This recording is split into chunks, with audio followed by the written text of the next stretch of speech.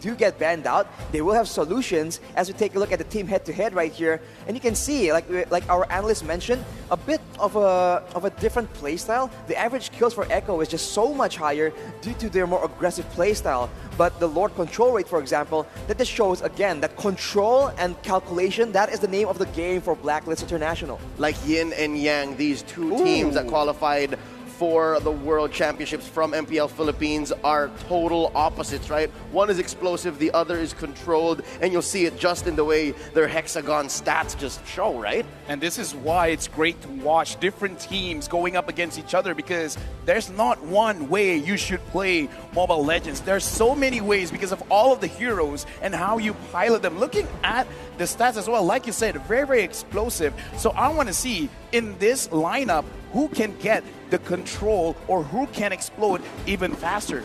I mean, taking a look at the most picked and banned heroes for Echo right here, you can see that for the most picks, it's all aggression in the top. Yuzong, Fredrin, and Cho, of course. Carry and Yves are just absolutely solid. And look at the bans. They have no issue just banning out aggressive heroes as well to ensure that they will have the superior matchup, especially in those early game skirmishes. Yep, what the bans say, for me at least, is take care of Benny, take care of Sanji, take care of Sanford. Those are their most explosive players. And then you have Yaoi and Kartizi, who are the stars, so to speak, the brothers for Echo that, again, most opponents kind of forget because they've been there for a while. And now we're looking at Blacklist International. Is it a surprise that the SS has been picked the most, 7 alongside with the Benedetta? And I kind of feel like as long as you guys don't ban it, there's absolutely no reason why we shouldn't pick it up. And not to mention the Farsa as well in the hands of Haji. We saw earlier, I think in RRQ's game, this Farsa in the right hands, in the hands of an aggressive player, is just such a menace in the early game, can completely take over the game from that mid lane. And I think that is still something that Blacklist can definitely explore. Yeah, no, those main picks, the most picks for Blacklist, is a complete lineup, right? Take it from top to bottom. Yep. That's from Rome all the way down to XP, and that's essentially what Echo has to deal with. Right now we got to look at the keys to victory, because even the first one, Contest Fredrin, where in M4 is a really hot pick. He is 5 out of 5 so far. What do you feel about this, Arashi? It's a very strong hero, and it's very flexible as well. It's both prio and flex, so it's just the best of both worlds. Of course, along with that, all eyes on Yaoi to find the pick-off and decode the Ube strategy. Let the Bandicutie Hurricane just pop off. That is something that they will definitely need to do, right? If they can get some momentum going on, that is where the calculations start falling apart. Now we're going to look at Blacklist International. Their keys to victory continue to evolve the Ube, which is going to be challenged here, because as far as I've seen, if you can engage onto Blacklist first, then you have a better chance of winning. But OHEB must show Kartizi who's the better M-Series MVP. I'm very conflicted, all right? The fact that Kartizi has now evolved, grown, and developed into his current team player status against OHEB, who still is a very integral core player for Blacklist. If he goes, if Haji goes, there's almost 0 damage from Blacklist, so it's going to be hard for them to rely on this key to victory. So it's a bit of a conscious, a bit of a counter as well. But of course, it all lies in the hands of the coaches. And here we see Coach Bonchan, the brilliant mind behind Blacklist. And he is the reason why they have such a solid draft. And of course, Coach Tic Tac from Echo as well. They have to go head-to-head in that drafting chess match. And I'll quote Jace again here. Most of the game, 60 to 70% of the game can be decided through that draft. Can I just say, the fact that there's a tag team duo of 2 very intelligent coaches from each side is a blueprint for a lot of successful teams in the world stage right now. Teams should be taking note. The world should be taking note. Yeah, it kind of does feel not great when you're like the only coach slash analyst slash everything else. But we're going to talk about that a little bit later, because we're going into the draft between Blacklist International going up against Echo, where both teams know each other so well. Let's look at the bans. Off the bat, I'm really wondering what kind of particular bans are going to come out. And for Echo, they seem very targeted. And for the side of Blacklist, you can say it's targeted, but for the most part, you can still say it's just textbook, right? As the Joy here gets banned as well from the side of Echo. Yeah, looking at the bans coming in from Echo, because again, as a first pick, you can dictate the draft. You can start the momentum, you can start the tempo, because the draft that they've been banning out is, sure, strong picks, but also signaling whatever lineup that they have might have a backline that will not be able to survive when getting engaged by a Benedetta or a Joy. Yeah, and I guess both teams understand that the front to back isn't as simple anymore in the current metagame, right? You're afraid of heroes like Glue, which is still open. Woo! You're afraid of heroes like Ling in the right hands. So with that being said, I'm guessing this first pick has to play with either the box concept or drawing lines to counter that. I think for sure that's been a recurring theme, right? 3 very solid frontliners and long distance, long range from the back. There seems to be a formula that has been very popular in the current meta. But for Echo right here, they go for the Eve, trying to get some utility, some range as well. It can be used to zone marksman, but we'll have to see if Blacklist has an answer for it. The open Glue, as Leo mentioned, has been picked up, along with a Claude. All right, so right now, looking at the draft, picking up the Eve first is kind of safe, kind of risky as well, because the Eve is very strong in terms of damage, as well as the utility. And before we even talk more about the draft, Benny Cutie, a quote here, I'm not the best gold laner in the world because I don't have an MPL trophy or any other title, so I won't admit it before I win the title on this M4. Strong words from Benny Cutie, where he's like, I'm not going to feel comfortable until I win. But again, he can say that he's not the best, but he's one of the best, given that the Storm has weathered most challenges. He's been in the league, he's been a pro player for years now, and he's still here, he's redeeming himself, he's proven the haters wrong. I mean, in my personal experience, it doesn't matter what we say, it matters what other people understand. So he doesn't have a say of whether he's the best or not. Other people decide. But going back into the draft, where Echo, they have gotten the Fredrin as well as the Harif. As of now, not a lot of room for flex. Sure, the Fredrin can be flexed, but for now, Echo, I would say kind of a lineup that we've been seeing a lot. And the Harith here, we've seen that it's very effective in the right situations, right? Mobility and survivability from the kit. But honestly, against a lot of beefy members, it does seem like it doesn't lack that hyper DPS in that late game. Although for Blacklist, this is a very quite the early Diggy pick, and we haven't seen it in quite a while. Yeah, okay, so right now, looking at the draft, because we have to look at the first 3 picks for both teams, because from Echo, they have a pretty strong front to back with the Eve as well as the Fredrin. Putting people in the box, make it easy for Harif to actually engage and go in. Now, Blacklist International, they're answering the first 3 picks with a Diggy. Now, we got to think about this. Is the Diggy being used to apply pressure early in the gold lane, or is it really to make sure when it comes to the team fights, the team is going to be safe? Yes, and they are going to go for a re-engage lineup. And what does a re-engage lineup hate? When they don't control when they go in or out, and that's why they're banning the Franco. Ooh, Franco ban right here just to ensure that Blacklist can take their fights on their own terms, and of course deny maybe like the forced usage of the time journey. So far, it just seems like a very solid composition, and if they pair it with a solid backline, it's going to be pretty secure, at least on paper.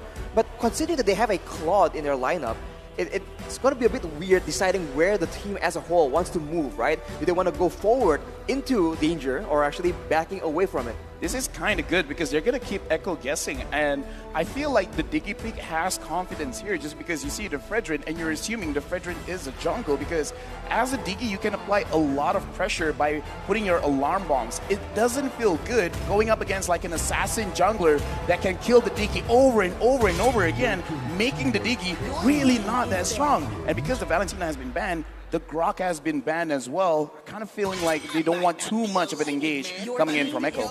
And by that, the Orcas are slowly cornering Wise into a pick of their choosing, right? Well, what's left here for Wise to pick up? Because the usual suspects are out. If anything, they might be forcing the jungle Guinevere, which we last saw in the grand final stage of MPL. A lot of options, honestly. Even if we go back, the Nakai is still available, the Baxia is still available, so there is a lot. Good or bad is really up for debate. Exactly, especially with how the meta has progressed. You can't really guarantee that these picks that worked quite a long while ago can still be as effective. Because maybe the exact reason why it hasn't been picked up is because teams have been solving that puzzle already. But here we go. We've got a bit of a sneak peek from the phone. It's going to be a Baxia, and that's going to be a very fast composition coming in from the side of Blacklist. That's a deep cut, right? I said go back to MPL Philippines Season 10, and then we will go back to like, what, Season 8? It's almost like I'm an analyst. Whoa. Like I know what's gonna happen. But yeah, the Dyrov has been picked up, so now Blacklist International, they gotta really prepare what's gonna happen, because with the Dyrov, a lot of the armor that they already have is gonna be shredded. So Echo, with this current lineup, if they want, they could really go aggressive. They could just like pick up a Cho and then just like, I don't care what you guys are gonna do, we're just gonna force the issue. You either pop the time's journey now or you suffer the consequences. I like it. It's a proactive way of solving the problem. That's certainly a way to deal with the time journey. Just force them to keep using it. And now I think they were expecting perhaps something, I don't know, they wanted to just pressure you in the jungle. So the Hilda, it's a very annoying pick. And, you know, considering how fast and how pick-orientated Blacklist composition is right now, having a Hilda in the front is going to be such a chore for Blacklist to deal with. It's also a swerve. And now going into the hands of Haji, of course, this is the Imam special. That's a savior. So far, I'm liking it. If there's anything missing from Blacklist is that early game velocity. Like, they're going to have to wait until Echo makes a mistake and makes an opening, and then they can ramp up. I mean, like you said, looking at the drive, looks like Blacklist, they want to re-engage. And I kind of feel like if your comp scales well and you have ways to answer a dive, that is a very good drive, because looking at Echo, that's what they want to do. Sasage, they want to charge, they want to fight, and they want to make sure they apply enough pressure to Blacklist International. So now with the draft, where both teams, in terms of team fight, they're pretty solid. In terms of what they want to do is very different. So about the execution, can Echo execute it well, or Blacklist deny the engages? It just seems like this is a speed against power, because Blacklist will be around the map really, really quick. Again, with that Boxia, with the fast clearing, with the shield unity. But for Echo right here, when they want to go for a kill, that's a lot of burst damage at their disposal. With that being said, let's start the first game between Echo and Blacklist International. All the way in the beginning, we do see that the Demon Slayer emblem is what both junglers try and go for.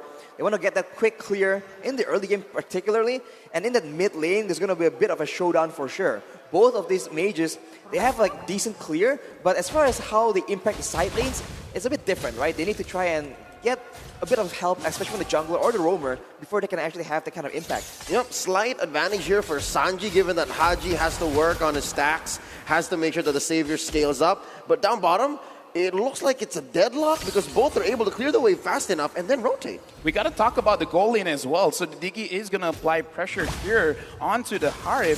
So Yaoi, I want to see whether he decides to help out Manicutie in the goal lane, or he's going to try to apply pressure in the jungle, which kind of doesn't need to, because going up against the Boxia, like, why? Exactly. Usually the Hilda is being used against assassins just to be that oppressive presence, especially in the early game where the passive is just so annoying to deal with.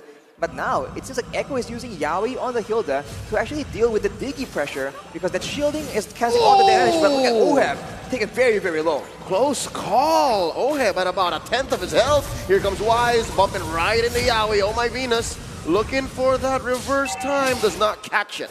Right now, I'm looking at this, and it does look like Echo, they're trying to find the angles, the way that they can start the early aggression. So I want to see if they apply more pressure onto Oheb, because again, as a Claude, before level 4, you don't have a lot of way to clear the minions, so it's very, very punishing to die at like, what, level 3? Yeah, the wave clear is definitely a big issue, especially against a Diggy. They're just constantly trying to actually do some damage, do some poke damage, but with all the members, with 4 at least, 4 people in total in the top side, it doesn't seem like Echo is going for the turtle, but Blacklist is trying to contest it. Yep, Wise looking for it. Sanford spots him. There's the boss by Sanji. Real revelation. Turtle scared by Carl, and Sanji takes down Wise. When we look at this lineup, this is what we were predicting Echo. They're going to start the charge. They're the one that is going to say, I'm going to have tempo. And Blacklist, they got to answer this by not dying a lot. And now Rashi, looking at the items, anything that we have to pay attention to. It does seem like Sanji is going straight for the Enchanted Talisman.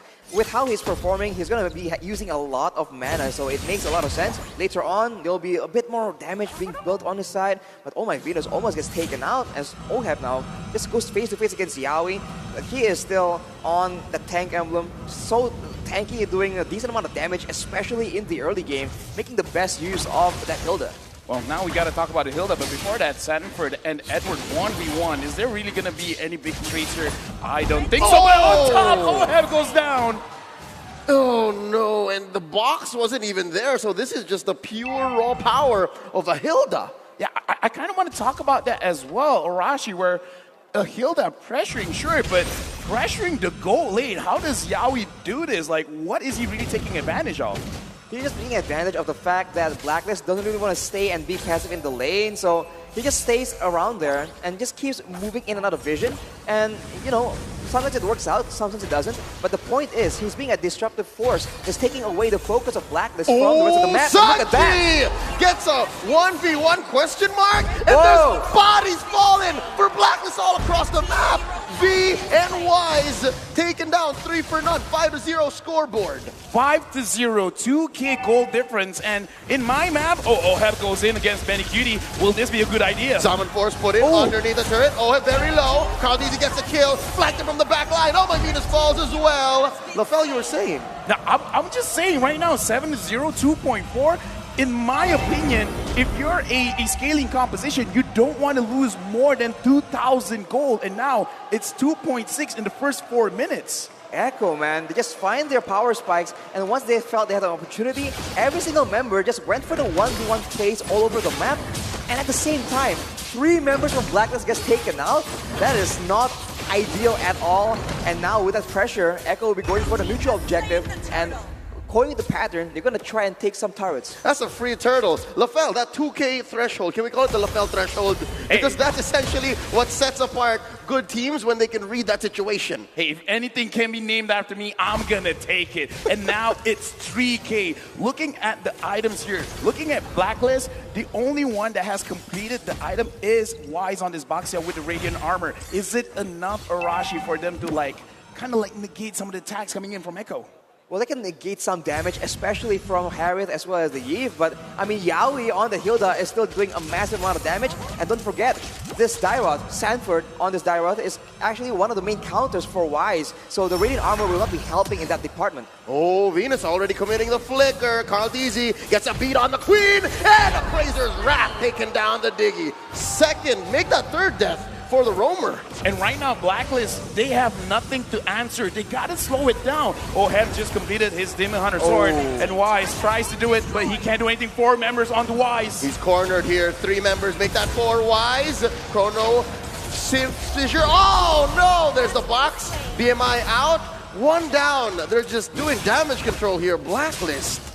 Blacklist is getting corralled, getting cut off from their base, and honestly, Echo is just making the best use of this early game pressure, and they're not done just yet. Oh, Sanford flickering on out. They catch Edward. Here comes the cavalry. Oheb with a blazing duet on out of dodge. Lightning and thunder pushing away Echo. Right now, looking at the situation, Blacklist International, they're very comfortable of playing from behind, trying to wait it out, trying to make sure they fight at equal ground. But now, I gotta ask you, Arashi, Blacklist, realistically, what can they do to stop the bleeding? They need to try and just prepare the crowd control, stick together. But the problem is, for Echo right now, every single member, generally the main carries, can't go for those solo kills yet again. So if they just stick together, yeah, maybe they can avoid getting killed, but then Echo will just start destroying them in the macro gameplay, in the rotations, in the vision game, and that is not ideal either. Oh, Edward catches one. Here comes the RWM. Diggy, oh my Venus with the Times Journey. They take out Sanford first. Where was the damage? Amazing play by Blacklist. They get a pick off, but oh, they pay the price. Down goes Oh My Venus. They're going to collapse down onto Edward. And he goes for the split. Split is off a cooldown. Rides on to Carldeezy. Puts him in a compromised position. Here comes Wise. Still to get his purple buff. Yaoi making space. Edward getting pulled in. Wise still here as well. Benny Cutie, Summon Force. Where's Edward going? Goes on through the wall. Suffers a death. The storm is here. And they disengage. Oh, they find Haji. Will they find him? Will they get him? Oh, RWM one more time. Sanji, this team fight's going on forever. It's just 7 minutes, but the damage coming in from Echo is so much, and Wise, he's gonna get taken down. Oh, Dawning Light unable to save those 2 in mid. Be Wise fall underneath tier 1. 3 members down despite the best efforts from Blacklist to try and control the damage. It's just so much burst coming in from the side of Echo, and look at that. Nowhere safe. They're not done. Carteezy finds him in the back line. Sanji with the Void Crystal. Pop in Oheb. And now Edward and Oh My Venus finding sanctuary underneath here too. This explosiveness is controlling Blacklist International. Looking at the items right now, the Xavier only having the Clock of Destiny really won't deal out that much damage. And the Claude, 8 minutes in, only with the Demon Hunter sword. Blacklist right now in this game is looking very one-sided. Arashi and Oh My Venus has to use the ultimate to get out of the RWM. I mean, Sanji right here with the Ice Queen's wand. Just popping that alone is enough threat for Blacklist to just react with so many skills. And on top of that, Benny Cutie is supposed to be a late game hero. He has so much damage right now. Oh, it's a full-on engage. Haji very low. Oh, Appraiser's Wrath puts him at 1 HP. Grandma. Sanford finishes him off through the wall. Now it's Edward in the front line. Split. Yaoi cordoning off the rest of Blacklist as they go for this purple buff steal. It's calm for now, but Echo are just pummeling on through Blacklist jungle straight to the Lord. Right now, honestly, Leo, I gotta ask you, because Blacklist, 7,000 gold down. Should they be getting any kind of view of getting a comeback? Who is it going to come from? Is it going to come from Haji, Oheb? Who is going to make that comeback happen? In that sentence alone, they went up another 1,500. Right? Oh, wow. It's at 9 now almost. So I'm guessing if it's up to me and if it's something that I've seen before, given my history with Blacklist, it's got to come from Haji. So again, protect Haji at all costs and protect the map. I have to agree with that statement, man. Haji is the one with the wave clear. Haji is the one that later on, I guess, can just do a lot of poke damage with a Dawning Light. So I think he's a big factor. And if Echo still goes with his aggressive style, he's the one with the Mystic Field that can stop a lot of this playmaking. But look at that. It's so aggressive coming in from Echo. Oh, look at the angle that Yaoi and Carl are drawing. Concealed play by Yaoi. Disengages, pushes them away, allowing Carteezy to steal the orange. Right now, Echo, they're really pushing hard because Lord is coming up top.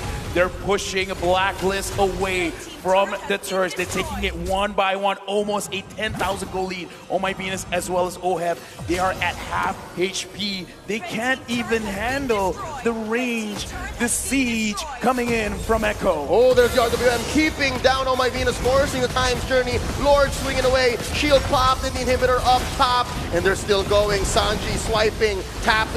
Edward taking care of that wave in mid. Echo disengages. Man, that poke damage coming in from Sanji is just brutal, man. With the glowing wand right here, every instance of damage is getting buffed, and even the tankiest member, like Edward, will just start suffering from that percentage HP damage. Taking a look at the items, Oheb has the Golden Staff, but is it too little too late? If you compare him to Benny Cutie right now, there's a lot of true damage. Oh no! Right underneath that inhibitor, they take down Haji, blazing the way by Oheb, but it's a little too late. They're gonna take it down. Another RWM. Yaoi very low, still gets out, has an immortality. No casualties from Echo. Blacklist can't punish. Yeah, Blacklist can't punish because, again, a difference of like 1.5 items right now between Echo and Blacklist. Like, that is Per hero, mind you. So now, like, the deficit is like so big. Even I'm asking myself, is this really comebackable? The gold difference is almost at the 1k gold per minute, man. It is insane, the tempo that Echo is pushing onto Blacklist.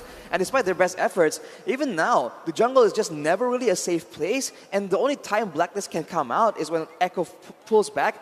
But even that might be a trap, because that means there's a longer distance that Echo can just run Blacklist through, right? Just chasing them all the way with the slows, with the crowd control. And it's a nightmare for Blacklist right now. Good news, bad news. There's a push by Oheb in the bottom lane.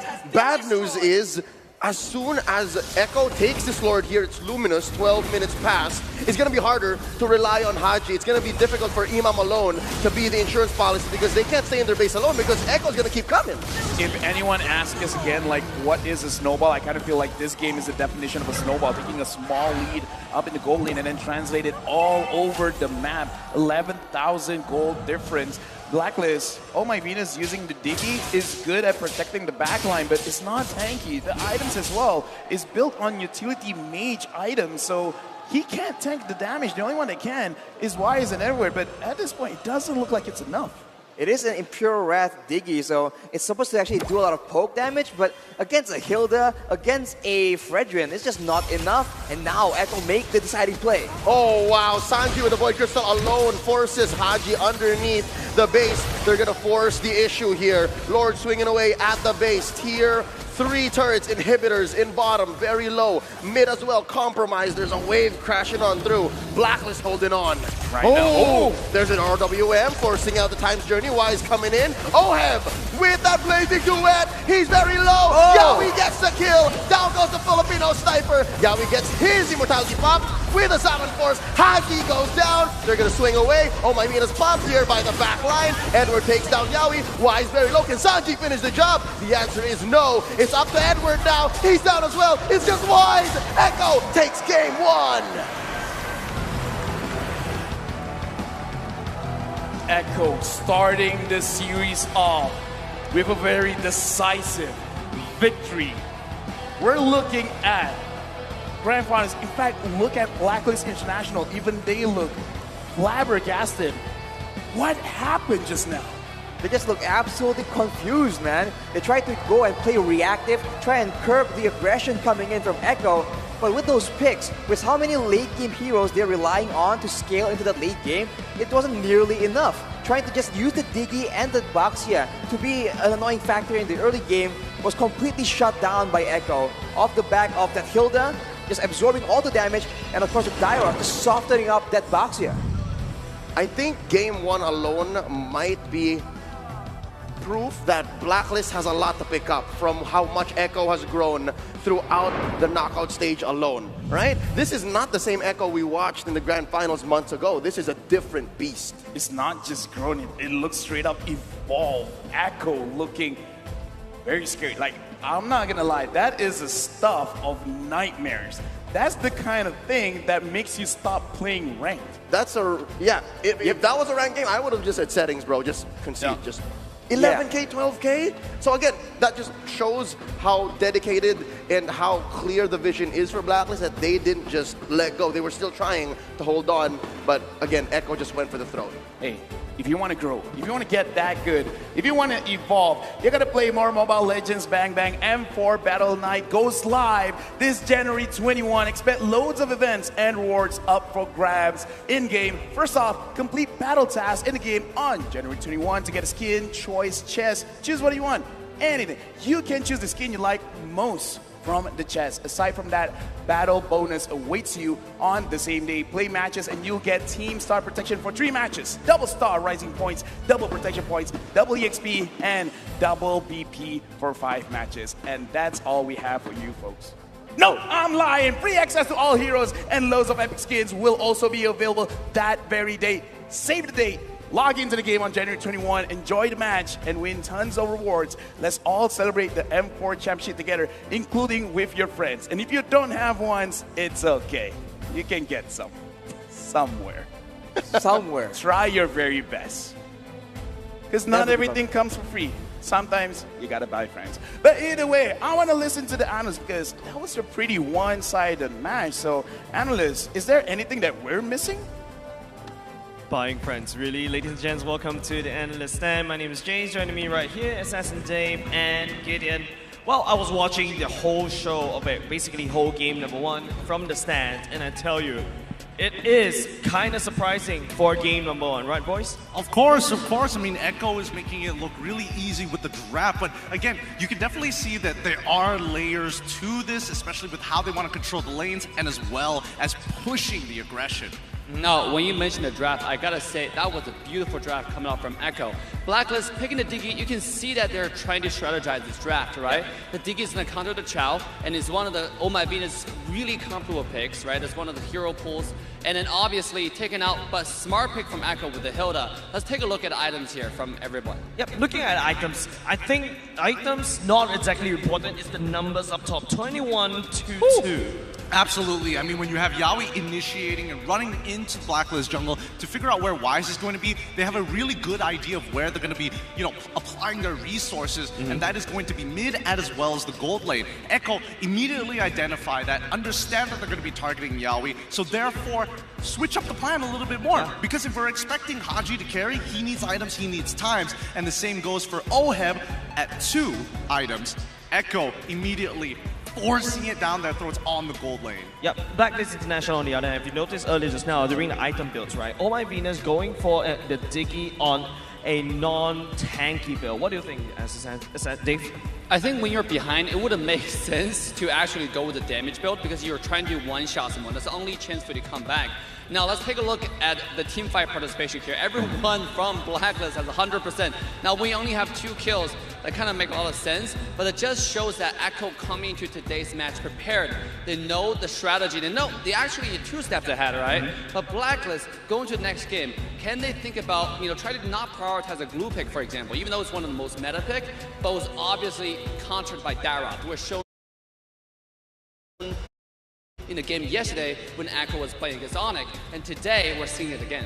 I think Leo put it very well, right? Like, I think Blacklist International may have said that, okay, this is the same Echo in MPLPH, but in M4, you can start to see like different teams already slowly growing up and, changing the strategies on the board, and it's just evident right here in game number 1, right, Gideon? It really is evident, and I think, they're coming up with interesting ways to actually go above and beyond, because again, we're expecting to see, Dairoth completely just shred down the blue overall, and then they start pressing their influence into the jungle, which affects Wise a lot. And when you have Diggy, how can you really defend it at the end of the day? Yep. We're going to take a look at MVP coming out from the side of Echo. In my opinion, I think it is going to be Benny QT, of course. But looking at this, it's going to be awarded over to Sanji instead. Yet, I agree. The real-world manipulation, these boxes set up, we've seen a lot of Eve all throughout the board. Dave, what do you think that made Sanji this MVP Eve?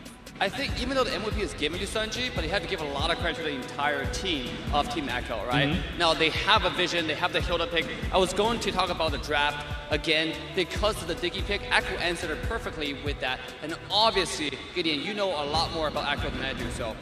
Absolutely. I mean, when we break it down to the matchup already, he's just pushing it out way faster in comparison to someone like Xavier. But, in the famous words of Sun Tzu, you gotta roll fast and eat some, you get the idea as Sanji continues to push out and, make his influence known. That gold lane had no real way to actually protect itself. Yeah.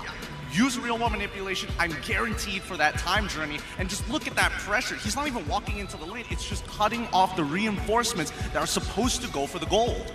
Yeah, I think especially towards a team like Blacklist, right? Like, the most important lane that you want to counter against is that mid lane. Once the mid lane is more of your stronger lane, the whole team that Blacklist needs to rotate around, then you don't have access to the side lanes, you don't have access to the bottom lane as well. So you're forced to basically stay in the mid lane, and I think that's where Sanji truly shines, especially in the early game. Yeah, because the meta is heavily focused towards the winning lane, right? Like, can you win lane from the gold lane, from the EXP lane, and from the mid lane as well? And now we're taking a look at the highlights to see exactly what happened in the mid lane. We saw that Sanji, he heavily focused on mid, and then with the map slowly but surely opened up by Karl TZ, by the Hilda played by Yaoi there, he's able to rotate with the team, and look where our Eve is on the map right now, right? He's deep in the enemy jungle, getting vision, and this is zoning the entire team away. Yeah, and I think, and most importantly, it's about lane priority. It's just who gets there first, who can make that first move. And Blacklist, unfortunately, just a little slow. You can't even blame them for being slow on rotation. They're playing boxing who can hop over walls. Echo literally just cutting off those supply lines. And once you have that 11k gold lead, it's really hard to kind of throw it from that position. Yes, and I think the lack of the fact that I think the way that Diggy wants to play from the side of Blacklist International is to zone people out with the bombs. But you've also noticed there's also a Hilda on the enemy side, and Hilda can gladly take all the bombs. All I need to do is just I walk into a bush and I heal up, and that's exactly that kind of broke the code for game number 1. Absolutely, and that's what we're talking about with the draft, right? This game, more than anything, I think Blacklist really need to think about the next game draft. Maybe prioritize the EXP lane in the counter position later on. And with that said, we're going to throw it back to the boys up there to give us game number 2. Thank you very much, analysts. And according to them, Blacklist International, they got to look at the draft. So welcome back to the caster desk, where I got to tell you guys, okay, this is the time to play, because M4 Pass is available now. Complete all active tasks and get level 75 at ease for free. Log in now, and exclusive rewards like the Beatrix Light Chaser and Stellar Brilliant skin can be earned by you guys, as well as the M4 Beatrix figurine is waiting for you. Hashtag Mobile Legends Bang Bang, hashtag MLBBM4, hashtag Dare to Be Great. Welcome back to the caster desk with me, LaFell, with Arashi, as well as Leo. And before we even talk about the match, Leo, I think, because looking back at the crowd, we got to talk about the agents that came here. And for Echo as well, I heard Aura Indonesia, they're fans of Echo as well. Yeah, again, they're Surumpun. They're Surumpun. family, right? Surumpun. So we appreciate all of the fans from all over the world that came in to support their teams, specifically these two teams tonight. The agents for Blacklist, the Orcas, or Limang Echo fans from Echo, and again, the Aura Fire fam. They're all here, and again, that's what's making all the noise here. And your teams are going to need your support, because tonight it's a battle for that first spot in the grand finals. I gotta say, it feels good to be a Filipino fan, because no matter what stage of the game, you're pretty sure, yeah, they're gonna be there. You know, it's like semifinals, grand finals, they're gonna be there. Because sometimes you probably say that, we don't know. But we're gonna go back into the game. Echo going up against Blacklist right now, Arashi, because our analysts, they were talking about it. It was like, the draft coming in from Blacklist, maybe not the best. What do you think? I think they require a bit of damage because, again, I think early on, using the Boxia to be a roaming tool to just make the plays happen around the map, that is a valid option. But unless someone can follow up on that damage, right, and back up that Boxia, it's going to be a bit difficult if Boxia alone is up against 3 heroes, especially if you look at Echo's composition. There are 3 strong laners, right? So the Boxia is just forced into submission, especially with the addition of that Hilda in the roam position. So usually it's used to counter assassins, but now against a fighter like a Boxia, it's still working out just fine. So the creativity of Echo is just showing through right again in the draft of the first game. Now, Leo, we've experienced a lot of games, so I gotta ask you in front of the camera, this is a best of 5. So is it worth it for the first game you lose, but you get a lot of information out of it? This is the concept of the download game you're saying, LaFell. I'd like to think that on the world stage there is no room for such, but again, given the minds and wisdom that's at play here,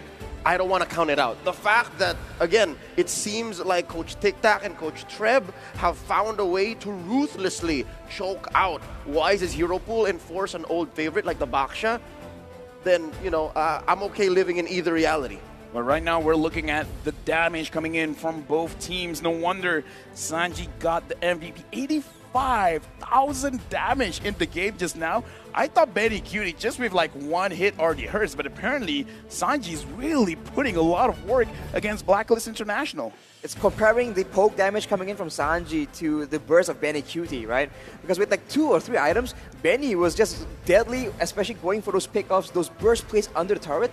But for Sanji, every time he's on the map, there's just a lot of slows, a lot of utility just being thrown again and again at the members of Blacklist International, and overall, it just keeps adding up. I gotta say, our cameraman is pretty good at sniping people out. Oh yeah, Kudos to the cameraman. But yeah. Talking about the game, just now, it does seem like Wise was kind of forced onto the Boxia pick. Do you think, for this time around, Blacklist, they were trying to secure Wise's hero a little bit earlier? Looking at game 1, right? Wise was left to be picked up second to the last, so they were really protecting Haji in mid. So now, looking at their history, no. Looking at how Bonchan and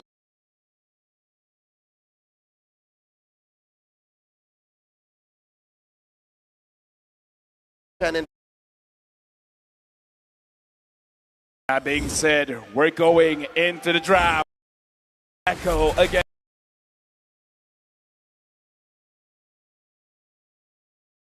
Analysts, it was a game 1 by the draft. So let's go into this draft, Arashi. Off the bat, you see a bit of difference coming in here. Echo was banning the Benedetta, Farsa, and Joy, so it's still the same for them. Oh, and actually, It's almost the same band coming in from the side of Blacklist, but they've banded Yves as well, fearing the long-range setup coming in from Sanji. With the Fredrin first pick here, what does this really tell us? Because they're letting go of the Kaja. The Glue, sure, is a very strong hero, but 48% win rate. I don't know, like, Leo, what do you think about this Fredrin over Kaja pick? I think this is both an answer and an adjustment from Blacklist International. Again, I did say I think they might let Wise pick up in the second phase, but we've seen Wise play Kaja jungle already. Oh, yeah, no. That is actually quite a good point. The jungle, I don't know, I kind of like with the Glue as well as the Kaja because it gives option for Coach Bonchan to kind of like move things around if needed. I mean, I think it's a great improvement already because now Blacklist has a strong laner. And of course, if it does go into the XP lane in the hands of Edward, that is a very dominant lane, and that can be one of the main pillars of support that can be used for Blacklist to try and make plays around. But off the bat, the Diggy pick has come out yet again. So Diggy pick here, this 100% confirmed, this is Wise on the Kaja, or is there still room for it to go somewhere else? There is room for it to go to somewhere else. We still don't know if this could possibly be a mid-Diggy. True. But you don't want to waste those mechanical skills and those tactical split-second decisions that Haji can make. So yeah, it's more likely that this remains a jungle Kaja, and then you give something else to Haji. So yeah, look, again, this is iteration, right? You take away the Franco from game 1, and then you take away the Hilda from Yaoi. I mean, here's the thing, right? The Diggy people don't really expect it, but the Diggy actually deals a lot of damage because even in the previous game, out of everyone, the one that dealt the most damage is Oh My Venus. Now we gotta look at Oheb, where he said, I think I want to face all of the teams because if we want to be champions, we should fight every team. Oof, that's a bold statement for sure, but now he is on the signature pick. It's gonna be that Filipino sniper coming out strong again. Of course, we saw that it was very flexible, very strong in the right situations. But looking at the composition from the side of Echo, can Blacklist protect the Beatrix long enough? Because it seems like they're still going for that aggressive playstyle. And I just want to say it now. I'm loving the energy of the crowd. It feels good hearing the cheers for both teams. But yes, right now Sanford again getting the Dire off. And they're going to finish off the draft with an Estes. But not for Blacklist, for Echo. So if this is indeed the Rome Estes, then that means Yaoi is growing. He's practicing his mind off. Thank you very much. Nice if you're watching. We love you. And hey, you know what? If you want to be world champions, you can't stay in one box. Yeah. You gotta grow. Yes. You gotta push barriers. You gotta push walls. Yes. You gotta be like a construction worker and keep on working on. Yes. And with that being said, the lineup for Blacklist is so much clearer now. Again, I told y'all, iteration, not innovation. Did they give a few different picks at the different spots, and eventually they end up with a lineup that might work. So change, but change a bit, not change totally. How does this make you feel, Arashi? I feel like from a pure front-to-back consideration, I feel like Blacklist isn't as strong, but this lineup now, this composition gives them a lot more tools to work around with. If they need a bit more poke damage, they have that. They have a good variation in damage, physical and magical, and they also have the possibility to try and go for a front-to-back or a pick-off kind of gameplay depending on what is going on in the game. So I think flexibility is a very dangerous weapon, and Blacklist has shown that they can use it to its full potential. Right now, the camera is moving around, looking at the crowd, looking at Blacklist agents, cheering on their team with the energy coming from the crowd. We're going into game number 2, Echo against Blacklist International. This is going to be a very interesting game because momentum is definitely on the side of Echo. And if you take a look at the items, Benny Cutie going with a killing spree on the Claude, a very aggressive option that we do not see that often. Yeah, no, it's been a while since we last saw that. That means they're going for the throw. They're going to go quick here. Looking at the buff starts, it's diagonal. It's a clear mirror because orange for one and then purple for the other. I mean, looking at, because we're talking about the emblems. If you're having a killing spree, I kind of feel like you are understanding. Hold on, before that, Edward against Sanford. I'm watching. Is this going to be a clear-cut kill of a 1v1? So far, they're just poking each other. There's going to be a difference maker. In comes Sanji with the flicker pull. Not enough burst, not yet. Oof. That's a flicker being used by Sanji so early on. And again, you can just see the tempo that Echo wants to play at, but that roam will cost them. Blacklist already trying to punish that maneuver, and they might just go for Sanji right here. Oh, there's too many strings on this map. Sanji very low. Wise puts him very low and just straight down under. That's Wise trying first blood. Yeah, this time Blacklist, they're starting off strong. They're like, we're going to invade your jungle. If you rotate, we're going to stay here in mid. But over here, Wise, already level 4. Does he want to look for another kill for himself? Well, they see nobody in that lane, so Wise will be just clearing out the lane, trying to push that lead everywhere else. That is the pressure gameplay that we see being used in the current meta. But now with the S's in the mid lane, it is a bit of a contrast, but look at the damage coming in towards Venus. This has to be some different build on Yaoi because that's what popped in. Now Caldeezy coming in and a pull! Shadow Stampede putting Haji into the ground. That's 1-1 at 2 minutes. A good answer coming in mid, getting the return kill now, equalizing 1-1. The turtle just spawned, and looks like Echo, they're going straight for the turtle. Looking at the position from Blacklist International, they're not gonna contest at all. So right now, Blacklist, they got some lead in the mid just now.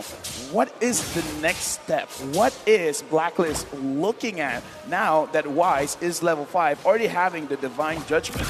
They need to go for pickoff, and if they want to try and use Haji as the main tool, they have to try and shut down Sanji as well.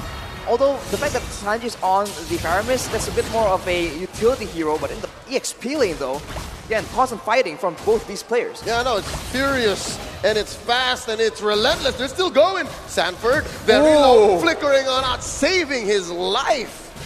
Love watching the EXP lane. It's a battle, but now Wise here getting caught by Caldeezy. Appraiser's Wrath, very little damage. Here comes everything. Biru's Passion, taking down Yaoi. That's a clear take for Blacklist, about 500 gold ahead.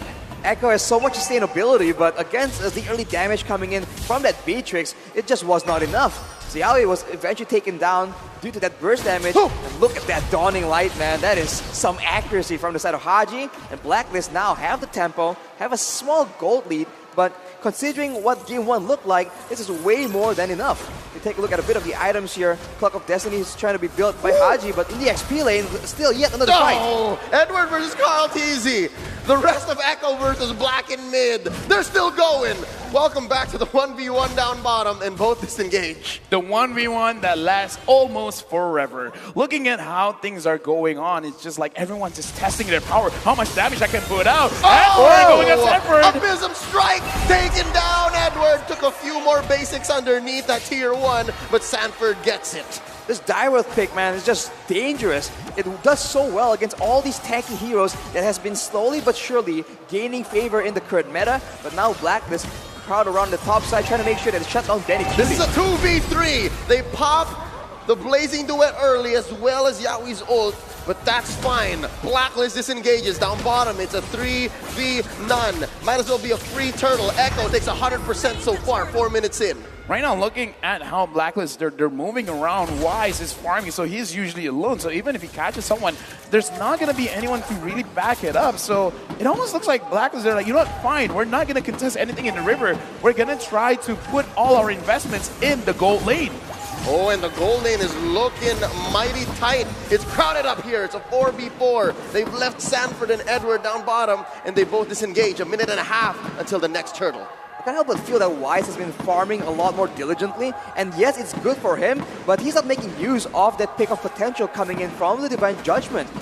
In these fights, in these dive attempts towards Benny Cutie, that Divine Judgment would have been a very valuable tool in ensuring that they can just go for the kills. You're right. After hitting level 4 at about the minute and a half mark, Wise only used DJ maybe twice, tops.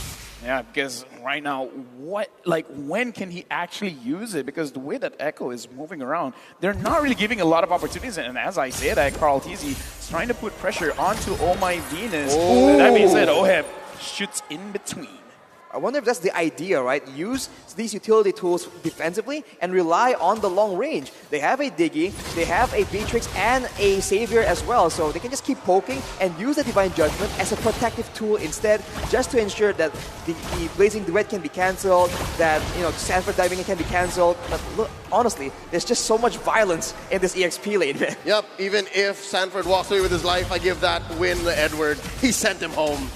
Right now, I kind of feel like Blacklist, they really don't want to go anywhere else. It's like, you guys try. And Carl TZ coming from the side. Oh, he puts a few beads onto Oh My Venus. Bombs away by Oheb. That's an ult from Bennett. Carl TZ at about half health. They disengage. Now we'll be able to sustain him back up. And this is the problem. Blacklist has a lot of poke damage, but Echo also has a good amount of sustain. So unless Blacklist can somehow get a finish, right? Get the kill outright, the SS is going to be a huge problem. But look at that! Oh, Sanford commits the flicker, but thinks twice about taking down Haji. He sends him home. Now the turtle fight. Oh, there's a great pull by Blacklist. Very, very low. Oh, he bombs away. Cartesi coming in with the retribution. Wise dashes on out. Cyclone Eye. Shades of Season 4. Right now, I kind of feel like if we're going to look at items, Blacklist, they really need to make sure Oh My Venus has that concealed, because it looks like it's so difficult to engage onto Echo. But Echo, they have no problem engaging. 5, make that Season 5, the Cyclone Eye. But now, up top, oh no, in mid. Sanford gets Edward on him. Yo, this fight has gone from bottom to mid. Now it's not done. Carl TZ was Haji, very low. Edward caught between Yawi and Sanji. Carl TZ knocks up one. There's the ult by OM. Nibiru's passion. Will they force it? There's the ult by Yawi. And there's the pull by Wise. Divine Judgment onto Sanji. There's no cult altar, folks. They disengage. Both teams very good at making decisions. They're going to force this tier 1 in mid. Wise pulled back in. He's going to get out. And there's a time's journey. Queen V saves the jungler. Ooh, close call for the side of Blacklist, but Echo right now has so much more damage to work around with. If you guys have noticed, Benny Cutie has finished his golden staff at well before 7 minutes. So this is a very scary claw just scaling up despite having this very aggressive emblem. Now looking at the actual items here, Vincetta Talisman also complete for Sanji, means that Echo can go for those plays more often and more regularly. So Blacklist needs to be very, very careful and just read the movement patterns coming in from Echo. Oh, Edward, caught between 3 members. Shadow Stampede pulling him in. Benny Cutie making quick work of that tier 1 down bottom. Good news, bad news. Blacklist looking better than they were in game 1, but bad news, Echo's owning majority of the map. Well, right now, it looks like both teams, they are really committed to actually dishing out the damage, but once they got what they need, it's like, yo, I'm out. I don't need to stay any longer, because we've seen a lot of fights being engaged, but it's all secondary. It's like, if I can get the kill, good, great bonus, but if a turtle is in front of me, I'm going to go for that. If I see a turtle, I'm going to go for that. Now, Lord Spawn, will they go for that? This is the crazy part about Echo, man. They're so aggressive, but they never force it and never overdo it. So they take what makes sense, and if there's anything else that's still baiting them, they don't fall for that kind of trap. And now they're putting it to Edward. Ooh, that's a pull. Edward goes on back. Lord at less than half health. Dawning Light already spent by Haji. There's a knock-up on the Wise. Bounce away! That's a Benetol. Wise secures the Lord with the retribution. They're looking for solid blazing duet, and Benny takes down one. The Queen falls. Wise running away. OF takes down Benny, and Wise underneath the tier 2 turret retreating. Sanji looking for his man. Yaoi slows him down. Down goes Wise as well. It's a 2-for-1, but Blacklist gets the Lord. Get the Lord, and this is a chance for Blacklist to try and equalize, right? Get some more objectives on the map, some of these turrets down, but Echo, they just played that fight just so aggressively, and I think, in a way, Blacklist came out on top there. Oh, Sanchi, threatened here by Edward, ever the threat, Agent Zero. Making so much space for Oheb to make plays with. Now, oh, here's another 1v1. Haji's gonna fall. Appraiser's Wrath. What was Imam doing there? Yeah, right now, Blacklist, they are trying to put the pressure. With Carl TZ coming from the side. Oh, Edward taking quite a lot of damage. They're not done. Blazing Duet here, plus an ult from Yaoi. Edward, he's healing, but he's not gonna last very long. BMI by Benny, straight into the face of V and Oheb. They push him back. Right now, slow things down. Echo, it looks like even if Blacklist, they're ready for a fight, they're not entirely ready because right now Echo, they're looking more tankier, more damage. Looking at the items, Blacklist, are they ready to fight back or they need to wait a little bit more? I mean, Edward is pretty solid as a frontline right here. He has the Antique Cuirass, so denying most of the ability damage coming in from the side of Echo. And along with that, Wise is also going for a full tanky build with the Ruthless Breastplate and the Oracle. So that will be the main front line, and they do have the Necklace of Durance just to reduce the healing coming in from Echo. So very smart itemization, but at this point, you have to wonder if they have the right utility, but not enough damage. Well, right now, Blacklist International, the only thing in my head, I kind of feel like they should be enough in damage. The only thing is how are they going to engage? How are they going to deal with all this healing coming in from Yaoi? Because as a Kaja, you want to pick someone off. But if they're moving as 5, good luck. Yeah, it's basically playing your doppelganger because this is the Orca Ube we're seeing. They're together for a majority of this 11-minute game, and that's why it's so difficult for King Wise to engage. Is it called a School of Orca? No, it's the Orca Pod? Ube. Oh yeah, the pod. The pod, yes. yeah, Pod, the the pod, pod, yeah, yes. yeah. They're a I learned pod. something new from an American. Mr. Wagner. Mr. Wagner, yes. A lot of Orcas, I mean, it makes sense. And now Haji has the Lightning Truncheon though, so maybe, right, if they can just do a lot of burst damage from far away, they might just be able to force Yaoi to use the Blessing of the Moon Goddess before the big fight even begins. That might be the exact scenario they're looking for, because Wise is just moving back and forth, threatening the engage, even though he hasn't been very dynamic with it. Okay, look, right now it's 12 minutes, okay? If at any point Blacklist wants to get an engagement, this is where you do it, because if Echo really wants this Lord, can you actually make sure you don't get hit by Haji with the Mystic Field? Because if everyone's gathered together, you're gonna get stunned. Wise will find an angle to pull you aside with this Lord take. Will Blacklist do something with it? Lord at about a third of its health. There's a knockoff, and there's a split, and there's the ult by Yaoi. Dawning Light right on through. Cult Altar on cue. Lord very low. Count Easy secures it, and look at Benny Cutie in the back line, punished by Oheb. Oh, and it's Wise, very low as well. There's another knock-up, and there's a flicker in by Sanji with a Shadow Stampede to boot. Wise very low, he still survives. Sanji punished by Edward, but he's gonna spawn really fast. 1 for none so far. A Lord for a kill, they're still going. Carteezy very low, Yaoi doing his best to heal him. Haji with the shutdown. Well, like I said, man, if Blacklist, they want to do anything with their team fight, they gotta wait on the Lord. You gotta wait for Echo to do what you're expecting them to do. Move together, give a spot for Haji to actually make it so that they can't move as a group, and then wait for Wise to get that catch. And Oheb, 3-0 right now, doing a lot of damage onto Echo.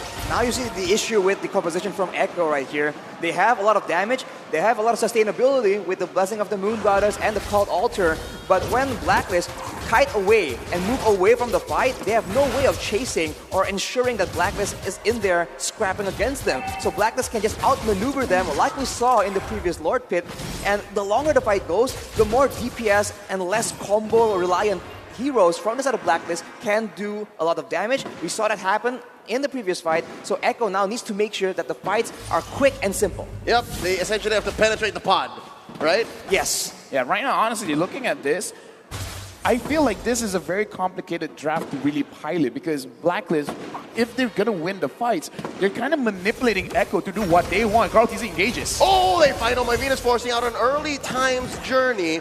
Now they're gonna back out a Dawning Light for good measure. Sanford putting a few beads onto Edward from the back line, forcing out a Cult Altar. Oh, this is not a good engage for either team. Yaoi pulls out the ult, both skittish to force this fight. But still, a lot of pressure right now Echo is putting onto Blacklist. Basically, Carl TZ is just reminding them, is like, you guys want to fight, don't forget, I'm here. I can tank the damage, and I can deal the damage. So if you see me, you run first. You got it? You run first. I mean, I feel like the main engage tool for Echo right now is going to be Carl TZ, and they have to try and switch it up a bit because it seems like Blacklist is always ready every time he goes in for that engagement. Look at that snipe! Oh, very low. Sanji backing out, just dodging the dawning light about an inch away. Yawi now in trouble. Gets the Divine Judgment on him. Haki obliges. That's a clear pickoff. A win for Blacklist. Now 1,400 gold ahead. That is the poke damage we've been talking about. Before the fight even begins, everyone gets taken so low due to the snipes, due to the dawning light. And afterwards, on the way back, Echo is just too slow. Wise can take his easy time, just dragging them back with the Divine Judgment, and they have no solution to this playstyle that Blacklist is showing them right now. Blacklist, just by using the Lord, winning one fight around the river, they have changed this game into their favor, and not by a little. 2.5k gold lead. Now doing a lot of damage from the back line. So right now, they're activating the draft. We don't have to engage. You don't want to engage. We just deal the damage. They're past the LaFell threshold and they find Sanford. There's Divine Judgment, popping the Conqueror's extra life. Dawning light pierces on through the pod and forcing the ult from Yawi. Can they survive this? Caldisi just focused on the Lord. Benicuri forced to go to the back line. They take down Edward. Sanji gets the kill. Sanford very low. Oheb, the Filipino sniper, gets it. Caldisi, the best in the world, confirms it, but at the cost of his life. Another one falls, Benicuri, and there was no one left for Echo. Wipe out Blacklist International. 4 members with a minion wave pushing in. But look at this. Sanji tries to do something. Can he? No, the answer is no. Oh, Lord, the Lord, speak it up. Oh. He spawns. That's Echo 6-man pushing out in their favor. Now he spawns. Now, that was almost over, but no. Blacklist, they're continuing on. Oheb shredding that very low, and Wise engages Yawi. Nothing can be done. Blacklist International wins game number 2. Blacklist International answers back. Even though the early stages, it looks a little bit slow, but once the Lord is there, they use it to their own advantage. That is a dangerous late game, man. There's so much damage coming in from Blacklist. Even Venus was on the Diggy with a Divine Glaive. So in the late game, that damage is no joke. And with Echo just being so stiff, right? So slow in maneuvering, they get the Lord, but at what cost? Having a full wipeout with the long death timers, Blacklist instantly just capitalizes on that moment and get that victory. Now, looking at the game, both teams, they're just setting up the map for potential plays later on. And it looks like Blacklist had a little bit of a better setup, or it's just that they understand what Echo is going to do before they even do it. So it's like, okay, we're looking to the future. At this minute, this is how we're going to engage, because once they got that roll in, it's like, okay, the game's ours. And this shows the difference between short-term planning and decision-making and long-term, because yes, Carl Tizzy did secure the Lord, would have been amazing, bought them maybe, an extra 5 or 6 seconds underneath their base, but from there, Blacklist just knew what the next step was regardless. I mean, personally for me, if we're talking about the late game Lord fight, I prefer getting kills over getting the Lord, honestly, because at like what, 18 minutes, 20 minutes, the time that you die and you respawn is just a little bit too long, and it's not that worth it. What is worth it is the M4 pass, because it's available now, complete all active tasks, and you will reach level 75 at ease and for free. Lucky now, because exclusive rewards are waiting for you. Don't make it wait any longer for the Beatrix Light Chaser and Beatrix Stellar Brilliant Skin, and M4 Beatrix figurine is waiting for you. Hashtag Mobile Legends Bang Bang, hashtag MLBB M4,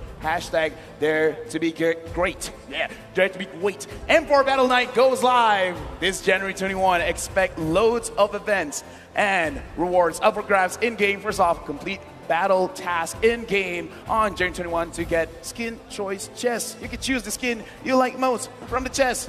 I got a few that I personally want to pick up, and with that being said, battle bonus awaits you on the same day. Play matches, and you get team star protection for 3 matches, double star rising points, double protection points, double EXP, and double BP for 5 matches. Free access to all heroes and loads of epic skins will also be available that very day. Save the date, log into the game on January 21st. Enjoy the match and win tons of rewards. Let's all celebrate the M4 Championship together.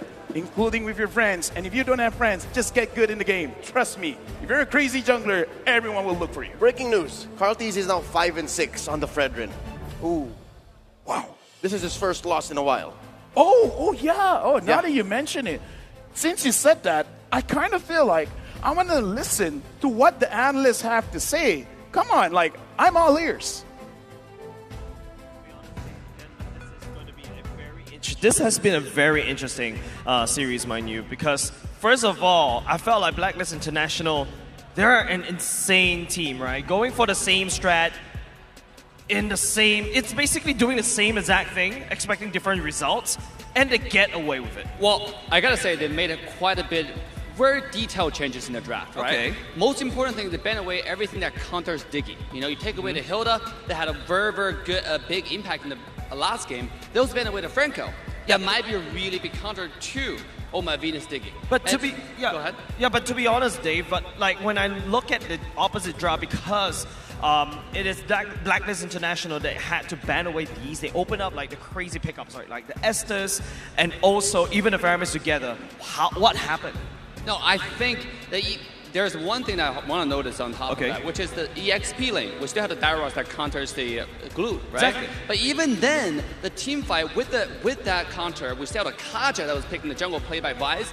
That was a counter on top of the counter. It was just a lot of like logic and reasoning going into the draft. It was absolutely epic. What about the Echo side? Personally, for me, I would think that this draft is pretty 50-50 between both sides. They had a strong side, they had a weak side, expected from both of these top-class teams. But the main difference that I've noticed overall is Echo is tunnel visioning a lot in these fights, and when we see the highlights, I'll explain a little bit more about it, but based on the itemizations, they were hoping that Benny QT would be enough damage to start taking control over specifically Lord fights, where that's where we expect BLACKLIST to kind of collect. But the early games, that's when we see Sanford. Absolute monster, kind of crushing his lane, started pushing his influence into mid, and then we started to see problems happen. Right? Especially towards mid to late game team fights. When you have the Kaja pick played by Wise, it's such a huge counter to Dairos, to someone like Claude. And that's why, as long as Wise hold that ultimate, you can see in every single team fight, he has the ult in his hand, ready to counter anyone that jumps in. And that poses such a threat to Aqua's entire composition. They can't really dive until, unless Wise uses ultimate. On top of it, Ohab, Haiji have such huge damage in the entire game. You can see the damage of turrets, the damage dealt overall. They're doing an absolute amazing job in this game. And another thing, if you notice that team fight participation on my Venus is 100% because it's so easy for Venus to just throw the bombs. And then not only just the fact that these bombs also do a lot of damage, it also shows, give out a lot of information, right? And also apart from that, the fact that you've also got Haji, right? The Xavier. If you notice, BLACKLIST International feels like they're struggling a little bit in the early game, but then suddenly something clicked. Haji starts to hurt, Oheb starts to hurt, All My Venus starts to hurt, everybody from BLACKLIST starts to hurt. Yeah, exactly. And you know, that's when we start to see a little bit of problems coming to the mid as well as the late game. Like Yaoi, with the help of Sanji, technically should have been able to like have control, but that's the problem with Estes, right? Again, he doesn't bring a lot of damage to the game. He has soft CC control, good enough to keep up with the chase, but not good enough to turn over a fight unless he uses that ultimate. And once you lose that mid lane control, as Dave said, that Kaja, you don't use that at all, you're holding them hostage throughout that game. Exactly. That mental quad control is the most important thing in that game, right? As long as I have it, yeah, you better back off, right? You better think twice before you dive in. And I gotta say that even in that last game, the MVP have to go to Oh My Venus. Oh My Venus, 100% kill participation. Look at the items. So sick of an item Full build like damage. that. Exactly, and you know, when you are going to be playing Diggy, it could be build tank, it could be build damage, and I think it was a good option for Oh My Venus specifically to build damage because again, for Echo's side, the only person who can top you off from that kind of harassment is supposed to be Yaoi, but he can't be all over the map, and neither is he looking to try and mirror Oh My Venus too much, because then, when you're dropping those auto alarm bombs, Sanford walks up, you get hit by one, and you're like, what is going on? That hurt. Who's going to top me off? Yeah, and there's also another thing about this side of Echo. I feel like they thought that Estes is enough, but then again, it's an AoE damage, right? Estes can only heal 1% at a time unless the ultimate goes out. But I also like the point that Dave brought out. It's like the fact that I'm not pulling that trigger is actually the trigger I'm pulling at you guys. Yeah, absolutely. Let's take a look at Oh My Venus heat map right here. Staying in the mid lane and slowly but surely going towards the goal lane. We even saw in the stat side, OHAB was the most farmed in the entire game in the past game. And this heat map reflects it, right? There's so much resources are going towards OHAB goal lane, which helped him develop into the late game monster that he was. And I feel like looking at this heat map as well, if you notice, not a single time in the early game, they went down to the EXP lane. But let's take a look at the MVP highlights. All right, now, as I was saying before, Echo really tunnel vision solely on this gold lane. And you can see throughout these team fights, we're seeing, oh, it's looking good. As soon as they've dropped their nuke, the Divine Retribution, quickly drops it. And then as soon as that happens, you expect them to jump on it even faster. But now, this later stage of the fight, Wise walks back into the fight with 1 HP, and the entirety of Echo decide, you know what, we're not going to take him out. That should have been enough damage, and they end up losing the game off of this. The continuous disrespect and not focusing down on the targets that they have to scrape up that gold to keep them in the game really hurt them. I call it the peaceful gaming from Echo, you know? They chose peace over violence. At the same time, you gotta give credit to OHAB. The positioning on this guy was insane, right? Yes. Few times you've seen the highlights, he was just somehow still alive. You know, he survived with 1 HP, popped the flicker at the right time, able to get away in a better positioning, and come back in and deal the damage again.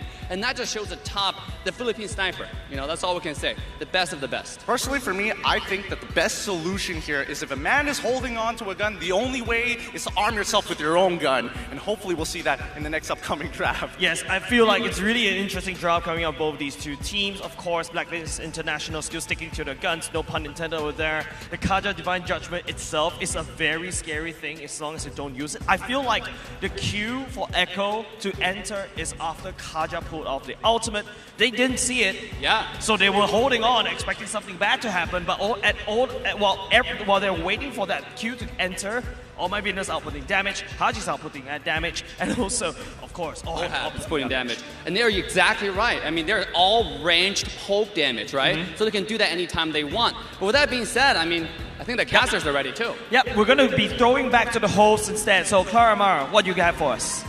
We're here with the agents of BLACKLIST International and a special appearance from the CEO and co-owner of BLACKLIST, Chai Gutierrez. Hello, hello, hello. Chai, inside scoop naman. So before coming into today's match, how was the mindset, the mood of the entire team? I think the team was really over-prepared today because overall, Echo was really performing very well throughout the World Championship. And I think in Game 1, we saw that preparation, but I think we bounced back pretty well in Game 2. Speaking of that game number 1, when they came back, I know you were there in the dugout with them. What were you telling them to pump them up? I think we were really waiting for what they prepared for the whole series. And I'm not bragging, but I think if their game plan is to play our game, we know that game pretty well. So, as you can see in Game 2, that was our game plan. That's usually the playstyle of BLACKLIST International. And they gave us a taste of our own medicine in Game 1. But in Game 2, that's a medicine we're very familiar with. That's how they bounce back. Yes, the CEO yang tadi bilang katanya dari anak BLACKLIST mereka udah persiapannya benar-benar matang, bahkan sangat matang, dan mereka bahkan percaya diri dengan gameplaynya, segalanya udah diberikan. And another question, as a CEO, as the co-owner of BLACKLIST, you flew here with lots of preparation. How was it? So for me personally, I had to go through Singapore and then eventually Jakarta because there were no morning flights direct to Jakarta coming from the Philippines. But more than myself, I think I'm very proud of the people around me who really went here, especially our agents who spent so much to come here. Speaking of agents, we have a super agent right here. She's been following BLACKLIST International even before M3 followed and flew all the way to MSC and now Jakarta. Tell us where you're from and what your name is. Hi, I'm from Malaysia and I'm Adora. Why do you love BLACKLIST so much? I love BLACKLIST so much because their gameplay is solid. I love Oh My Venus. Queen pose, queen pose. And look at that. She sewed up the shirt herself. And now we have the leader of the agents here in Jakarta. What's your name? Russia. Can you show them what you made? Oh, this light stick that everybody is holding, she made this! Okay, gaano katagal yan? How long did that take you to make? We ordered actually. It was an idea when... Kala ko naman ginawa nito. Mahirap yun. We had to cut it kasi. Pero we designed it, we outsourced it, and then we contacted people who can make it. As a leader, how do you pump them up? What do you do to gather everybody here for support? Let's go! Blacklist! Break the code! Let's go, Blacklist! Let's go! Let's go, Blacklist! Let's go! They're so pumped up for the next game to start. So casters, what you got?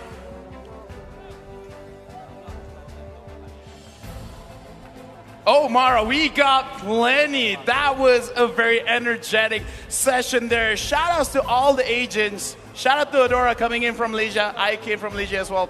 Long trip. But yes, welcome to the caster desk. And very interestingly enough, don't service our own medicine.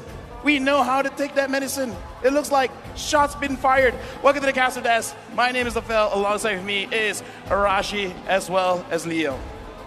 It's a long road to the grand finals, and it's going to go through possibly 5 games. If both teams are this game and this prepared, I don't want to jinx it. I don't want to say, grand finals preview. But as it is, if Echo's pulling out this kind of strategy this early on, who's to say what else is left in the tank, right?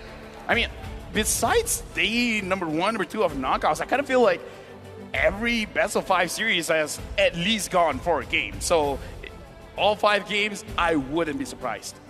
I think that's, it's at this point you can't really be surprised at the full series because these teams are just so good. It's really down to the wire to see if who is going to pass and continue to the next stage of the tournament. Pass? Did you just say pass? He did. Yes. Like, M4 Pass is available now. Complete all active tasks, and you will reach level 75 at ease and for free. Log in now. Exclusive rewards like the Beatrix Light Chaser skin, Stellar Brilliant skin, and M4 Beatrix figurines are waiting for you. Hashtag MLB M4, hashtag Mobile Legends Bang Bang, hashtag Dare to Be Great. And of course, don't forget that M4 Battle Night goes live this January 21.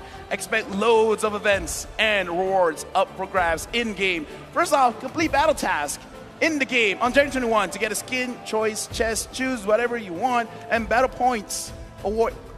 Battle bonus awaits you on the same day. Play matches and you'll get team star protection for 3 matches, double star rising points, double protection points, double EXP, and double BP for 5 matches. Free access to all heroes and loads of epic skins will also be available that very day. Say the date. Log in to the game on January 21. Enjoy the match and win tons of rewards. Let's all celebrate the M4 Championship together, including with your friends. My friend Leo, you've been doing this a lot. You're more impressive than me. I'm trying and I'm having fun. It's good. Thank you. I appreciate it. And what else is good is if Echo bounces back with their own style. Again, as Trike said, that's our strategy. That's our game. We know how to do that best. We've won a world championship doing that. How about something else? So I'm looking at Coach Treb. I'm looking at Coach Tick. What else is in the playbook? Because they're players. Again, we mentioned it on this. They're all-stars in their roles, specifically, each of them. Now, how can they show that? But, maybe not in Orca Pod style. Well, Orca Pod style. I mean, in game number 1, it really showed to be very effective. I think it's about having enough solo playmaking potential, right? Not being too team reliant. And also... Team Hawk. Oh. Team Hawk is there, being ages as well. Whoa, what's going on here? Yeah, it's like, wait, camera, go back, camera. Like what? Okay, hold on, what's that? It's a card. Oh, my Venus. Oh, dude, see? That's Malaysia, cool. we love the Philippines, Serumpun, man. bro. Serumpun. We speak the same language, kind of. Kind of. Like 40%, 50. Like Gunting. Yeah, Yabam break the code. Yabam break the code. And with that, we're going into the draft. Game number 3. Leo wants to see something different. He wants to see more explosions coming in from Echo. Honestly, I think for Echo, they have to get some crowd control, some burst damage, because that is exactly what allowed them to just completely demolish the early game against Blacklist. And in the second game, yes, the team fighting was really good, but unless they can actually make sure that Blacklist sticks around, right? Blacklist is just too clean, too intelligent at the maneuvering, avoiding conflicts when it's not necessary. So now looking at the bans, there's already quite a bit of difference, but that Diggy I want to talk about this as well because you talk about damage. Where's damage? And Carry is failing like one of the bigger burster damagers in the game. Blacklist, they're betting out Cho. Why is that? Why is it that they don't want to give Cho over to Echo? What are they thinking about that a Cho can counter? Well, it's not about what they can counter, it's what it puts on the map, what kind of threat it is. And in the hands of the playmaker Yawi, anything is possible. Again, TikTok plays per minute. TikTok plays per minute. Yeehaw! With the Cho getting banned. So right now, it looks sort of the same, except this time, the Diggy won't be available. Echo answers back with a Faramis to answer to the glue, and then Carl TZ again with the Fredrin. Now this is a scary situation here. In the previous game, you saw that with the Cult Altar, with the Blessing of the Moon Goddess, Echo was still reliant on the Blazing Duet going full duration. But now, even without the Blazing Duet, the basic attacks alone from Benny Cutie will be doing a lot of damage, and if they can secure the same kind of sustain, then Blacklist need to find a solution, some kind of crowd control, some kind of nuke damage to ensure that the carry will not just completely steamroll over their team. Yep, by the looks of things, if this is indeed going to be the pick by Blacklist International, they'll be forced to iterate. But again, that's what they're good at. They innovate and then they iterate. And they lock in the signature pick of the Queen. Oh My Venus Estes is confirmed for Game 3.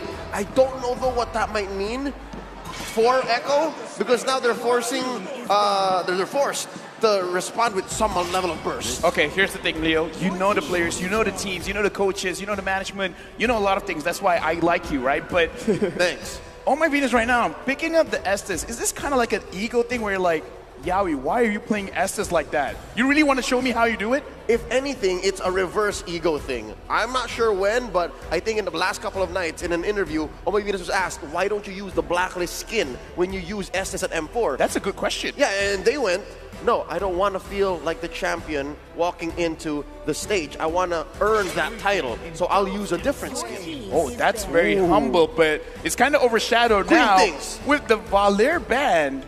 So this is very interesting because if they're betting out the Valir is kind of like pushing people away. So it looks like they want to charge in. Logically speaking, that is what makes sense. That is the main, you know, the winning decision, the winning factor for a Valir, right? Removing crowd control, having healthy AoE and range and crowd control. So either Blacklist want to go for something mobile, something aggressive to go towards the, you know, just crash towards the whole team of Echo, or they're gonna try and avoid getting clumped together for that big AoE damage. That's also a deep cut because Yawi debuted a Rome Valir in the Grand Finals of MPL Philippines Season 10 and won a game in the Grand Finals with that. So I think that's just Blacklist reading into the situation. And if I'm not mistaken, look at this. Who'd have thought that in the last two picks, in the last phase of the draft, you're able to flex? We don't know where this Lunox is going. Yeah, we don't know where the Lunox is going, but Sanford gets the joy. We've seen him on this pick before. He will make sure the back lines will not have a comfortable time. But now, Blacklist, what is the back line? What is Sanford on the joy is going to chase after? I think it needs to be something with a bit more mobility, because otherwise everyone here can just go in aggressively. If Oheb is an immobile marksman, he's going to get left behind. So something that they can follow up with the rest of the team for sure. I mean, again, like, this Lunox could go to the gold lane, but right now, since they're hovering marksmen, you know, well, we thought about it. Beatrix, one of the higher win rates, is possible to just pick up here. I mean, if it works, because like our analysts say, if you want to fight guns, then use guns. Carrie's not using a gun, but you get the idea. Yeah, I don't know where Gideon personally was going with that, but here it is in the hands of the Filipino sniper, signature pick. Game 2 was won off of the back of a very successful Beatrix in the hands of Oheb.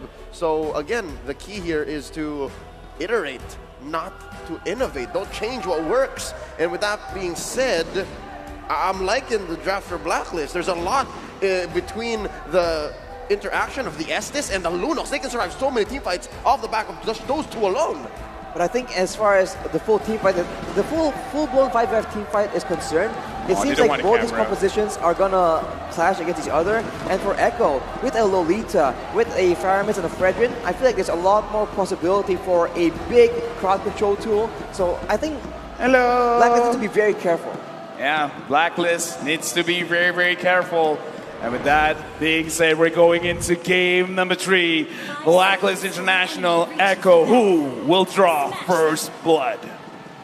Oof, I mean, in the early game, I think that Echo still has a lot more aggressive heroes in the pool. Lolita in the early game, deceptively high damage with the Bulwark, right? And then afterwards, having that Joy is definitely something that they will try and abuse.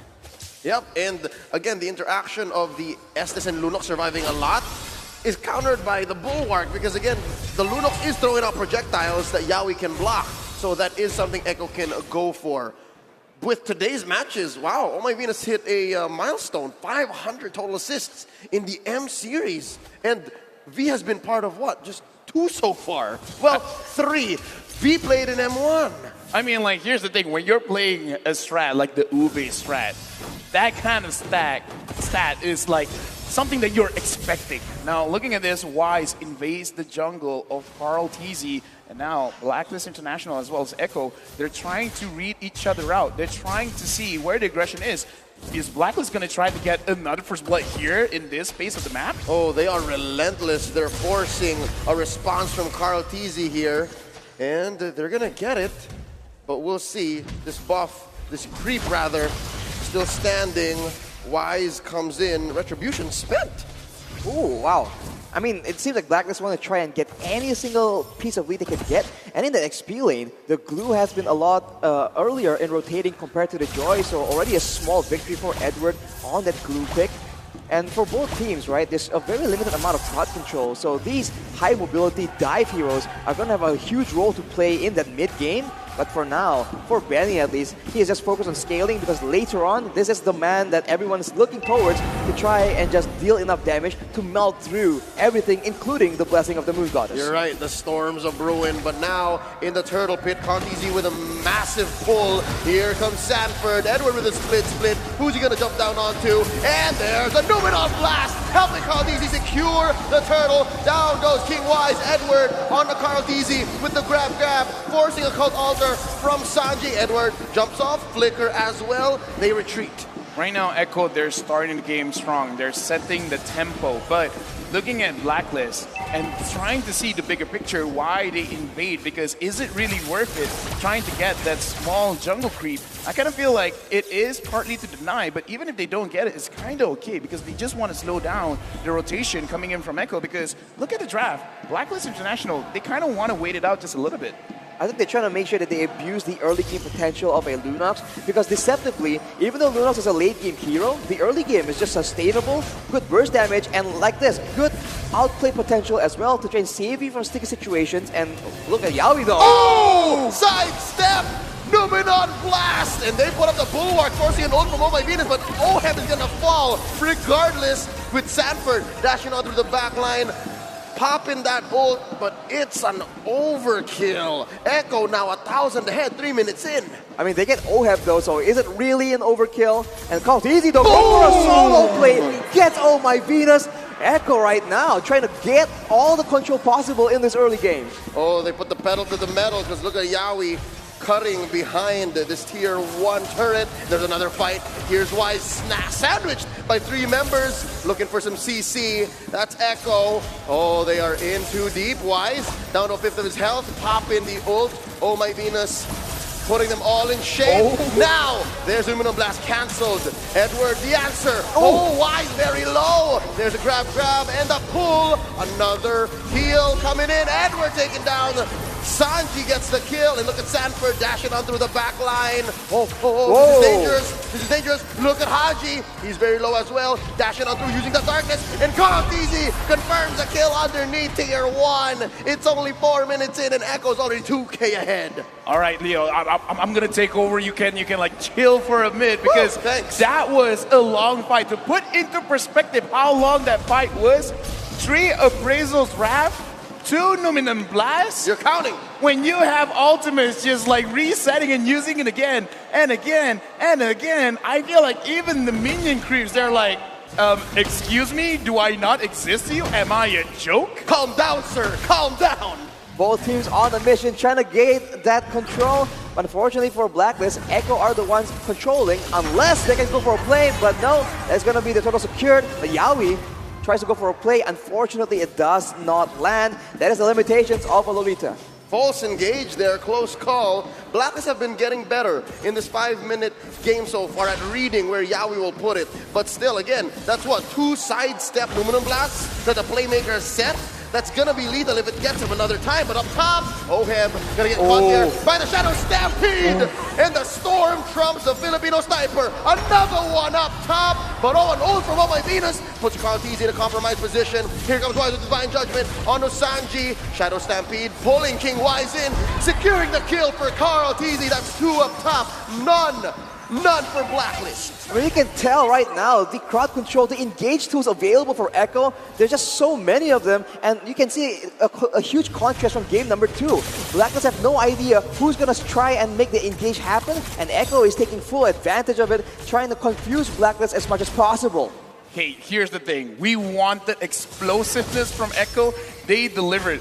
Looking at the items right now, but before that, Echo, are they thinking about engaging again? Nope, never mind.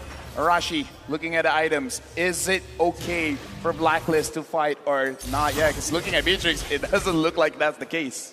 It's a tough situation because Oheb is has 2 deaths. He's quite behind, and if you look at Kaltizi, he's itemizing for magical defense, understanding that the physical damage source from Blacklist is not on tempo. So Echo is just playing it very, very smart. And on the flip side, Benny Cutie, just off the passive, off the carry, does so much damage to these beefy front lines. So if Blacklist just cannot end the fight quick, it's just too difficult. And despite the Blessing of the Moon Goddess, Echo, as of right now, with a 4K gold lead, have enough damage to melt through all of that. And what's scary is Blacklist aren't really even that beefy, right? They're squishies with an S-ness. So if they stand a little too long and Oh My Venus doesn't pull the trigger on the ult, then all the more it's lethal. Here's a concealed play by Yawi. Who's he gonna find? Luminous Blast right in your face! And it gets cancelled. He pulls out. Yawi puts up the bulwark. It's a 4v2 down bottom. Edward gets the grab.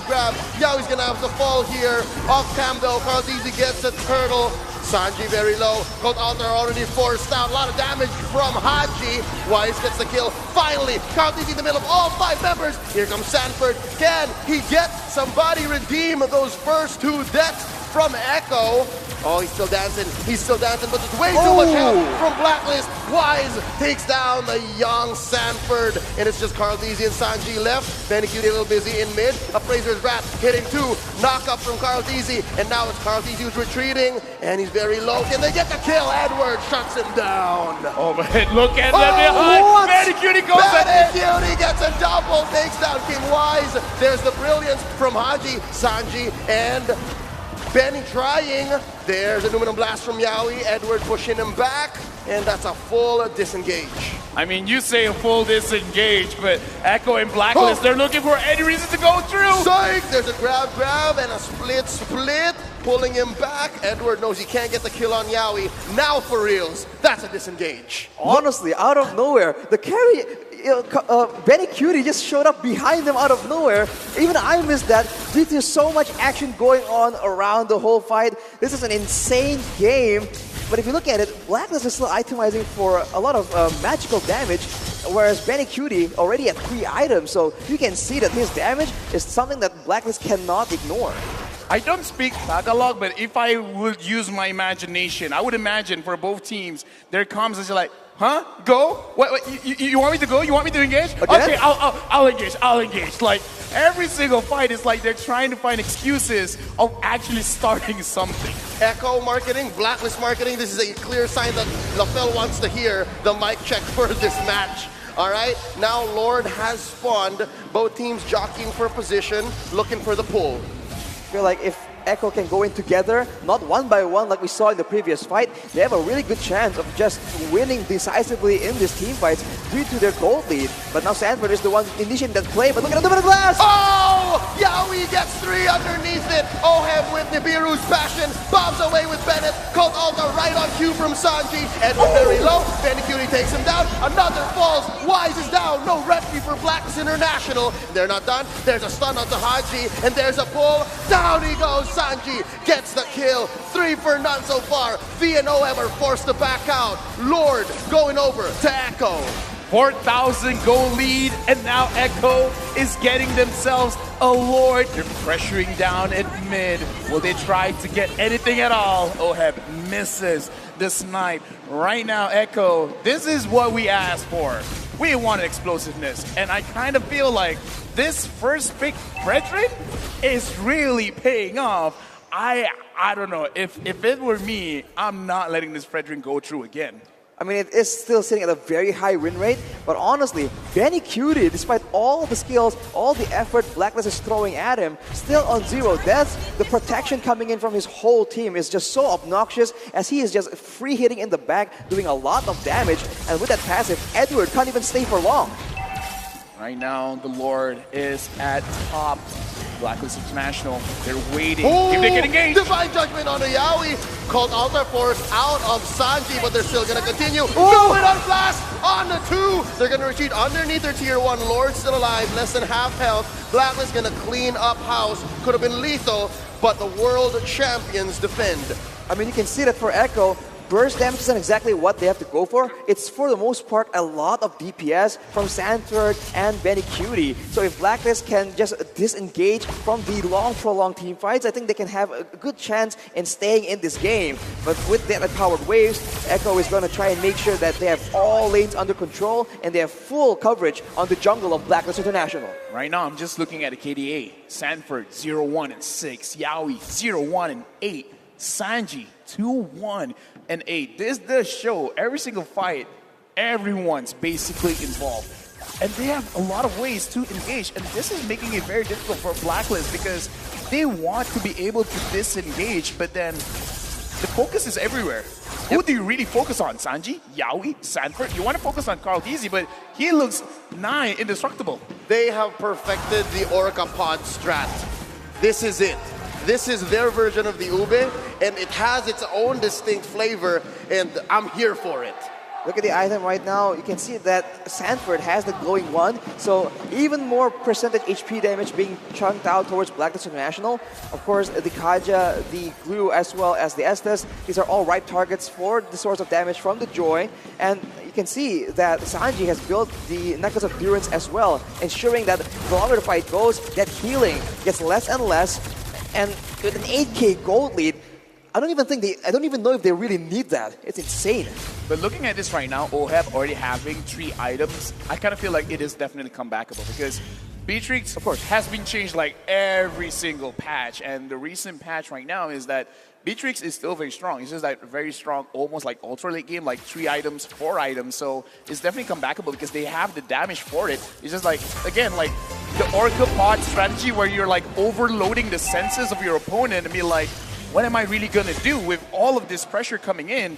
Oheb is going to have a difficult time sniping the correct targets because who's the right target? Yep, and just as we're talking about it, Carl Deasy pulls the Lord. Could happen any minute. Orca Pod versus Ube strat. It could come to a head anytime soon. Lord at less than half its health. Look at where Yaoi is. Look at that big Ube Blacklist in that purple side jungle. As far as I'm concerned, it's a free Lord for Echo. Yeah, it seems like Blacklist will back away from it. It's just way too risky without any information. That will be a free Lord for Echo. Gold lead extending to 10k. And by the way, Benny Cutie has an Athena shield as well right now. He is covering all bases, ensuring that a shutdown is the last thing possible for Blacklist International. I feel like that's a very good call because you have to understand the geography of the map because a lot of tight spaces is very good for Echo. A lot of bushes makes it so that at any point of time, a crazy engage could happen. And Blacklist, the way that they can counter-engage is through Wise, is through Edward. Without a proper vision, it is going to be very, very difficult right now. Lord in mid. Oh, very good defense so far. Wise playing with fire. There's a Lumina Blast with a flicker in by Yaoi. Stuns 3 underneath here. 3. That's an inhibitor at jeopardy. And so far, it's dangerous for Echo. Very low. 3 members backing out. Wise looking for someone, looking for anything. And they push back the Orcas. They went for an aggressive play, trying to just crack open the base of BLACKLIST International. But against a Beatrix, right, that's such a dangerous maneuver. The Dimmer's Passion just chunked through all their HP bars, and even Benny Cutie almost gets taken out. And fortunately, they were able to escape with their lives, but that is now something they know cannot be done. Exactly. 10,000 goal difference, and BLACKLIST almost killed 3 members of Echo. If that doesn't scream comebackable, I don't know what is. So now it really is evident at 50 minutes in the game. Looking at the items, BLACKLIST have basically all the damage that they need.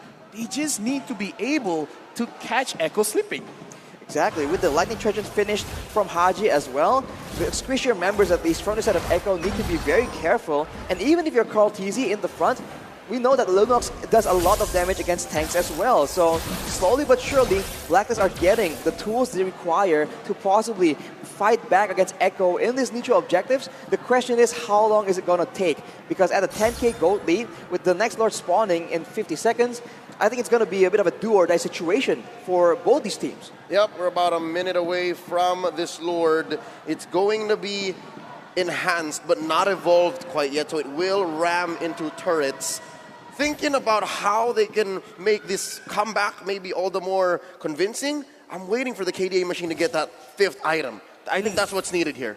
Yeah, and okay, so now looking at the map, what BLACKLIST really need to do is try to establish some kind of map pressure, but they can't do that until Echo shows their face, because going inside bushes, seeing it as how Yahweh has been catching 2 members, 3 members, 4 members, it's really hurting BLACKLIST now, and that's why we can see they're freezing the lane, kind of making, it's like a reverse freeze where like, we're making it so that everything is here. You guys want more gold? You guys are at 9,000, you want to push it to 10,000? Come here. We need to know where you are so that we can figure out how to contest. And that's the vision without vision we were talking about the other day, where Echo uses deduction, uses the fact that they're not here. Okay, we know for sure that they're in this bush. We can push the advantage. And BLACKLIST are forced to ube their way out of this comebackable strat. And again, another free Lord for Echo. Free Lord for Echo. And honestly, I thought they were going to take over the whole jungle of BLACKLIST, but they just played a bit more calm and calculated. And you saw earlier, a Holy Crystal has been completed for Sanford, I believe. Yeah. And that's an even higher amount of burst damage that BLACKLIST need to contend with. And with the Lord here, there's a chance that Echo can crack open, can split apart this very cohesive unit that BLACKLIST International have. I gotta say, this is a very interesting strat, how they're turtling up here, BLACKLIST International. Like, people watching this, they might be like, oh, they're like giving up. It's like, no, they're not giving up. They're purposely setting up their own waves so that it's at their own favor. Exactly, it's a counter freeze. Because it was clear that Echo was freezing earlier to deny our utilities and resources, but now BLACKLIST are on the same page as well. That was a close call. Could have been a pull. It's Wise who's the only one outside his base. Alone in the jungle against multiple members of Echo, that's a dangerous spot to be playing around with. But maybe BLACKLIST are trying to use this as a bait. They can go for a big Divine Judgment here if Wise can spot an opportunity. Oh, that's already 1 inhibitor down in bot. Numenon Blast confirming the kill, giving it over to Benny Cutie. That's 1 massive ult away from Echo. How can BLACKLIST capitalize? They pop Yaoi here. His immortality goes down. Top lane inhibitor goes down as well. Edward survives, but only just as Oh My Venus uses the ult to save Agent Zero. Now the base is in jeopardy. Will Echo force their way into BLACKLIST's base? They're waiting for a wave. Let's see if they can get this. Sanji blasted here by Haji and Oheb. In comes Sanford, going into the back line. Popping the Filipino sniper. The base gonna go down. Echo takes game 3. The pod of Orcas again, overwhelming the senses of BLACKLIST International, giving them options, giving them pressure. What are you gonna do next? And looks like BLACKLIST International couldn't answer what Echo is pushing against them. Right now, match point 2-1 in this best of 5. If our opponents are prepared for our surprise attacks, let's give them so many attacks they have no idea which one to react to. That is the approach that Echo took in game number 3, and it paid off, man. We talked about having enough solo play potential on each of the heroes of Echo, and that is exactly what we saw happen as well. The Joy coming in strong, the carry as well as that Fredrin yet again it's just so solid, and BLACKLIST, they just can't maintain enough control to scale into that late game. And with this, Carl Teasy is one game away from returning to the grand final stage. Whew. 2 years ago, he was in this very same spot. He had to climb through the lower bracket to eventually face the Burmese Ghouls. Now, he's in the upper bracket, one game away. One game away to seal a grand final slot. Again, it's been an amazing journey. And here, looking back, Echo, the Devourers, the Ube Strat, leading the series 2-1. Looking at the excitement here in their own room, they're very happy with the results. But again, one more game. It sounds good, but really it is a lot of pressure with this. BLACKLIST International, they have to make sure that they bring something towards Echo, because game number 1, Echo, game number 2, BLACKLIST, game number 3, Echo, they're constantly learning within each other. So I want to learn something from our analysts, where you guys have saw the game. Now, please tell us, what is it that we need to learn? Thank you very much, Costas. My name is James. Joining me right here is Dave, as well as Gideon, giving you the analyst. But I think the biggest question that we have got to ask, right? Why do they not contest that last Lord?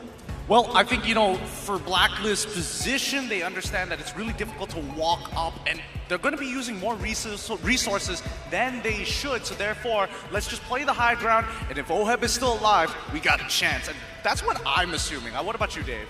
Now, I think it's about a similar way, right? BLACKLIST really want to turtle until OHAB Hydra get those power spike, and then they can really fight back. But Echo fought the last fight, fought the push really well. To sync the wave almost perfectly, to have the entire tower push really patiently, and sure enough, it turned out many dividends. Yeah, and apart from that, right, another point I would like to add on is that you also have a 10k gold lead, a disadvantage against you. So I think the way they're thinking about it, it's a lot easier to defend the high ground, use your turrets as somewhat like an additional damage towards your opponents if they overextend. But what happened to Echo? How did they manage to break through BLACKLIST? Well, number one, we're seeing that Sanford, especially on this joint EXP lane, getting right into the face of the Beatrix, making it really tough, especially when you have Vengeance available. You just kill yourself unnecessarily. Now, I gotta mention about that. That's why in this game, I think BLACKLIST is playing a little bit too passive and too safe, right? Now, we mentioned how much of a threat Sanford on that Joy. So what if when Sanford jumps in with the Joy, we just decisively use that Divine Judgment with the hook into the OHAB damage, actually into the entire team's damage with the Lunox to burst him down, because that's the biggest threat to BLACKLIST. And for most of the time, Sanford was able to get to the backline for free. There was not too much control to it. It feels like they were a little bit too safe on their engages. Yeah, I think it's the hard CCs, right, Gideon? That's exactly what I was going to get at. The hard CC is just really, really powerful. And unfortunately, when we're looking at BLACKLIST's side, there's nobody who can really force that situation as much as, hey, I have, the Blessing of the Moon Goddess. I'm able to heal up my entire team. If you try to coordinate and layer your ults one on top of each other, Yaoi as well as Sanji has two different ways to disengage from a fight. But more importantly so, it feels like Farmus, even though there's so many nerfs to his ult, in this particular game, we're seeing a little bit of that, that resurgence. It's his prime time, that golden hour even. No, I gotta say, Farmus countered BLACKLIST strategy really well, right? Because BLACKLIST like the Ube strategy, and when Farmus does best is when people groups up. And that's exactly why this character works so well in this case. And let's take a look at the stats. It seems like OHAB will once again take the carry role with the highest damage deal. Yeah, and apart from, using Farmus to counter the Ube strat, right, there's also another problem, because BLACKLIST International, they like to clump up together, and that's where the Lolita could just get so much dividends, right? The Luminum Blast going down catches a lot of members with the side of BLACKLIST International. Sometimes, they get lucky, and that's where, Oh My Venus is expected to heal up. Well, let's think of it this way. Yeah. It really comes down to whether Yaoi actually has the flicker. Count the number of fights that they've won and how many times Yaoi used that Numenon Blast with that flicker. And I'm hoping the MVP is exactly who I think it is. It's Benny QT all over again. Man's an absolute beast. 72% kill participation on the carry. Slow and steady. He has 800 gold per minute. You know, I thought like obviously BLACKLIST was actually the most farmed in the map, right? If I didn't get it wrong. This guy was farming all throughout the entire game. The 10,000 gold lead for the entire side of Echo mostly went to him. Yeah, apart from that, right, I think BLACKLIST's superiors, it has the best positioning in all M4, right?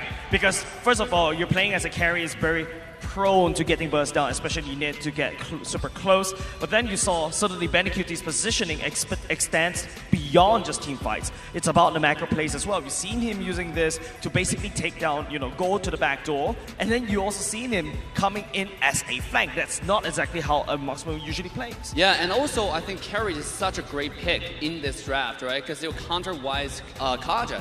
When Kaja walks, I think that's the reason why Kaja played a little bit safe in this game, right? Why didn't want to go up? Because the existence of carry really farmed. He's able to one-shot the Kaja if Kaja was a little bit of misstep, and you saw it in the last game. Let's take a look at the heat map from BLACKLIST in the last match. Yeah, looking at the heat map, immediately you see that his placement, especially from 5 minutes to 10 minutes of the game, is literally all over the place. This, as Leo mentioned on the desk, it's their version of the Ube with a little bit of their own flair to it. And I think we have to keep in mind when we jump into these highlights, just noticing the positions of where everybody is. Sanford jumps into the backline, BLACLIST doesn't necessarily have to be part of that fight. And a lot of this is just Carl TZ being that strong front line and making sure the early to mid game will fall into the hands of Echo. But then you start thinking about how does BLACKLIST actually deal with this situation, because nobody can really walk up into a brush safely not knowing where BLACLIST is. And this is where the highlight, right? Edward absolutely popped off. He was a glue monster, right? He was destroying, trampling through the entire side of Echo.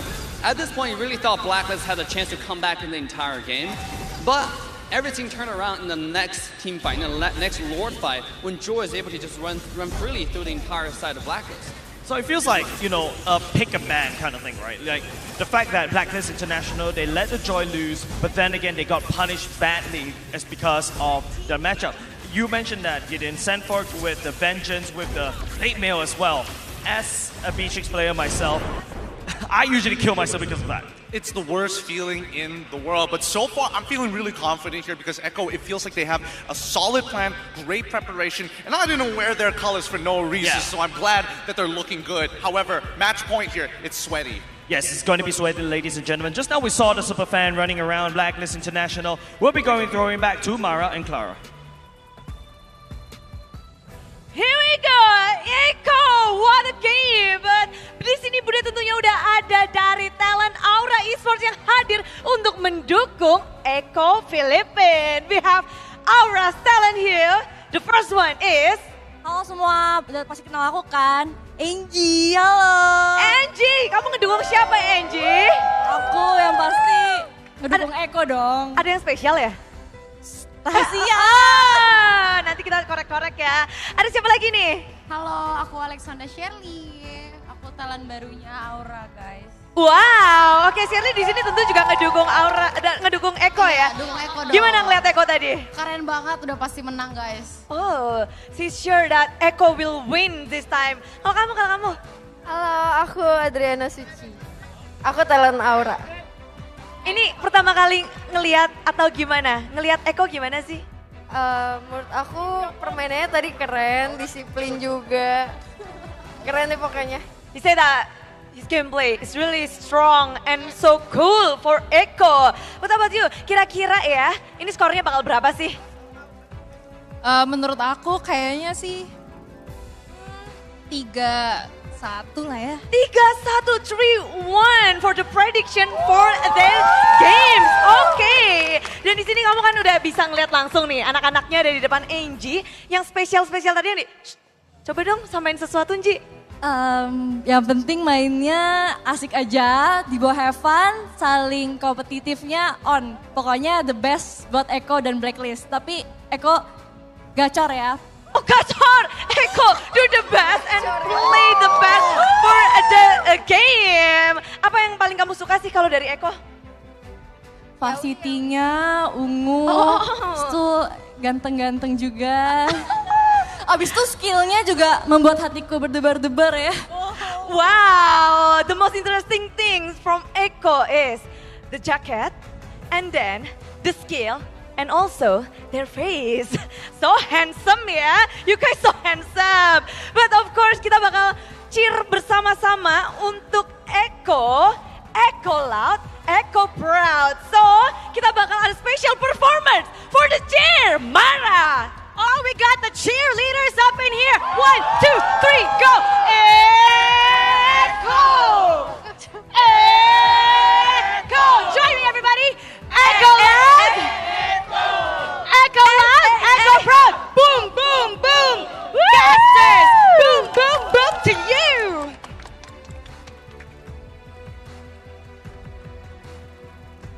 Thank you very much, Mara and Clara. And I could have sworn I not only saw Manjin, but I saw his twin as well. Yes, the two twins. Right. Earlier, it was Hajin.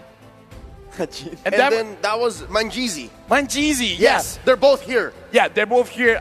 I don't know, man. He has so many twins. But yes, welcome to the caster desk with me, Lafel, Arashi, as well as Leo. Leo, I'm sorry, the both of us understand what they were, talking about. I wasn't picking up the 30-40% that our language shared. Hey, you know what? Shout out to Clara as well as the beautiful ladies down there, giving cheer towards Echo. Basically, they said like, we love them because they look very good in their varsities. And they're like, wait. Oh, their gameplay as well. Also. Yeah. Also, all right. It took them a while. Yeah, it took them a while. Where it's like, we like the gameplay as well. Okay, I picked up on the Tiga Dansatu. I understood that part. And them's fighting words. Now, let's look at the damage, because between Oheb as well as Benny Cutie, Oheb topped him up a little bit by 5,000, but it really isn't that far. And this kind of shows the game is much more closer than we thought. I mean, the only issue is that Oheb cannot just output this damage freely. He's constantly being dove upon, having crowd control thrown at him. So if he's able to actually land a huge Nibiru's Passion, we saw it earlier. Multiple members from Echo got very low, and there was a chance for BLACKLIST International to actually mount a comeback. So it just shows again, right? At this high level, it's never really over until it's really over. Because like you can't count out a team just because you have 10K gold lead. You're at 10K gold lead. Hey, thanks, man. I'm not sure what that means, but you said thanks anyways. I'm pretty sure that if it was up to BLACKLIST, they would have taken advantage of that moment, Arashi, that you mentioned, wherein 3 or 4 members of Echo were like at 1/4 of their health, and they could have cleaned up house. But I think that's what was lacking in the draft for Game 3, right? Looking at the BLACKLIST Ube strat employment that they went with, there was very little cleanup. If you're gonna look at it, they move like a turtle, like a fortress, like a moving fortress, right? No one can really clean up in the way that Sanford can for Ube. Again, these strats are confusing for the Orca Pod, right? Because there was a Joy there, and there was a Faramis, right? In the hands of Sanji, you can flicker in, force an answer with the threat of the Shadow Stampede, and then they go from there. There's so many ways for the Orca Pod to engage, which is the opposite of the Ube strat. Now we got to look at both Benny Cutie as well as Oheb, because now number 1 in the ranking of total kills, Benny Cutie with 92, almost hitting that 100 kill score, and Oheb 72, number 1 and number 5. And this does show how aggressive really Echo is playing. The Storm versus the Sniper, 20 kills between them.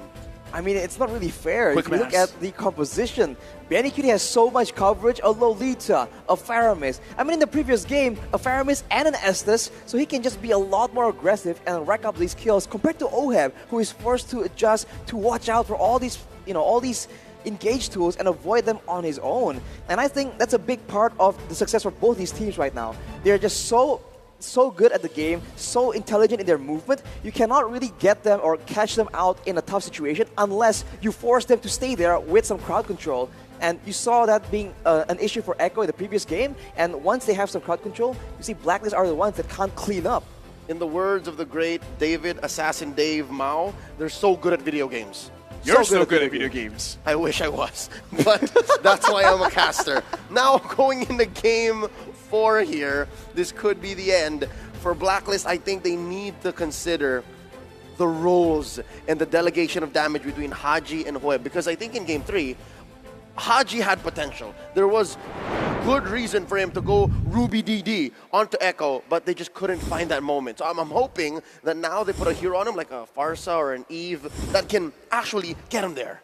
With that being said, we're starting off the draft. And Arashi, I'm just saying, I'm hoping I see a Fredrin ban and... Fredrin ban!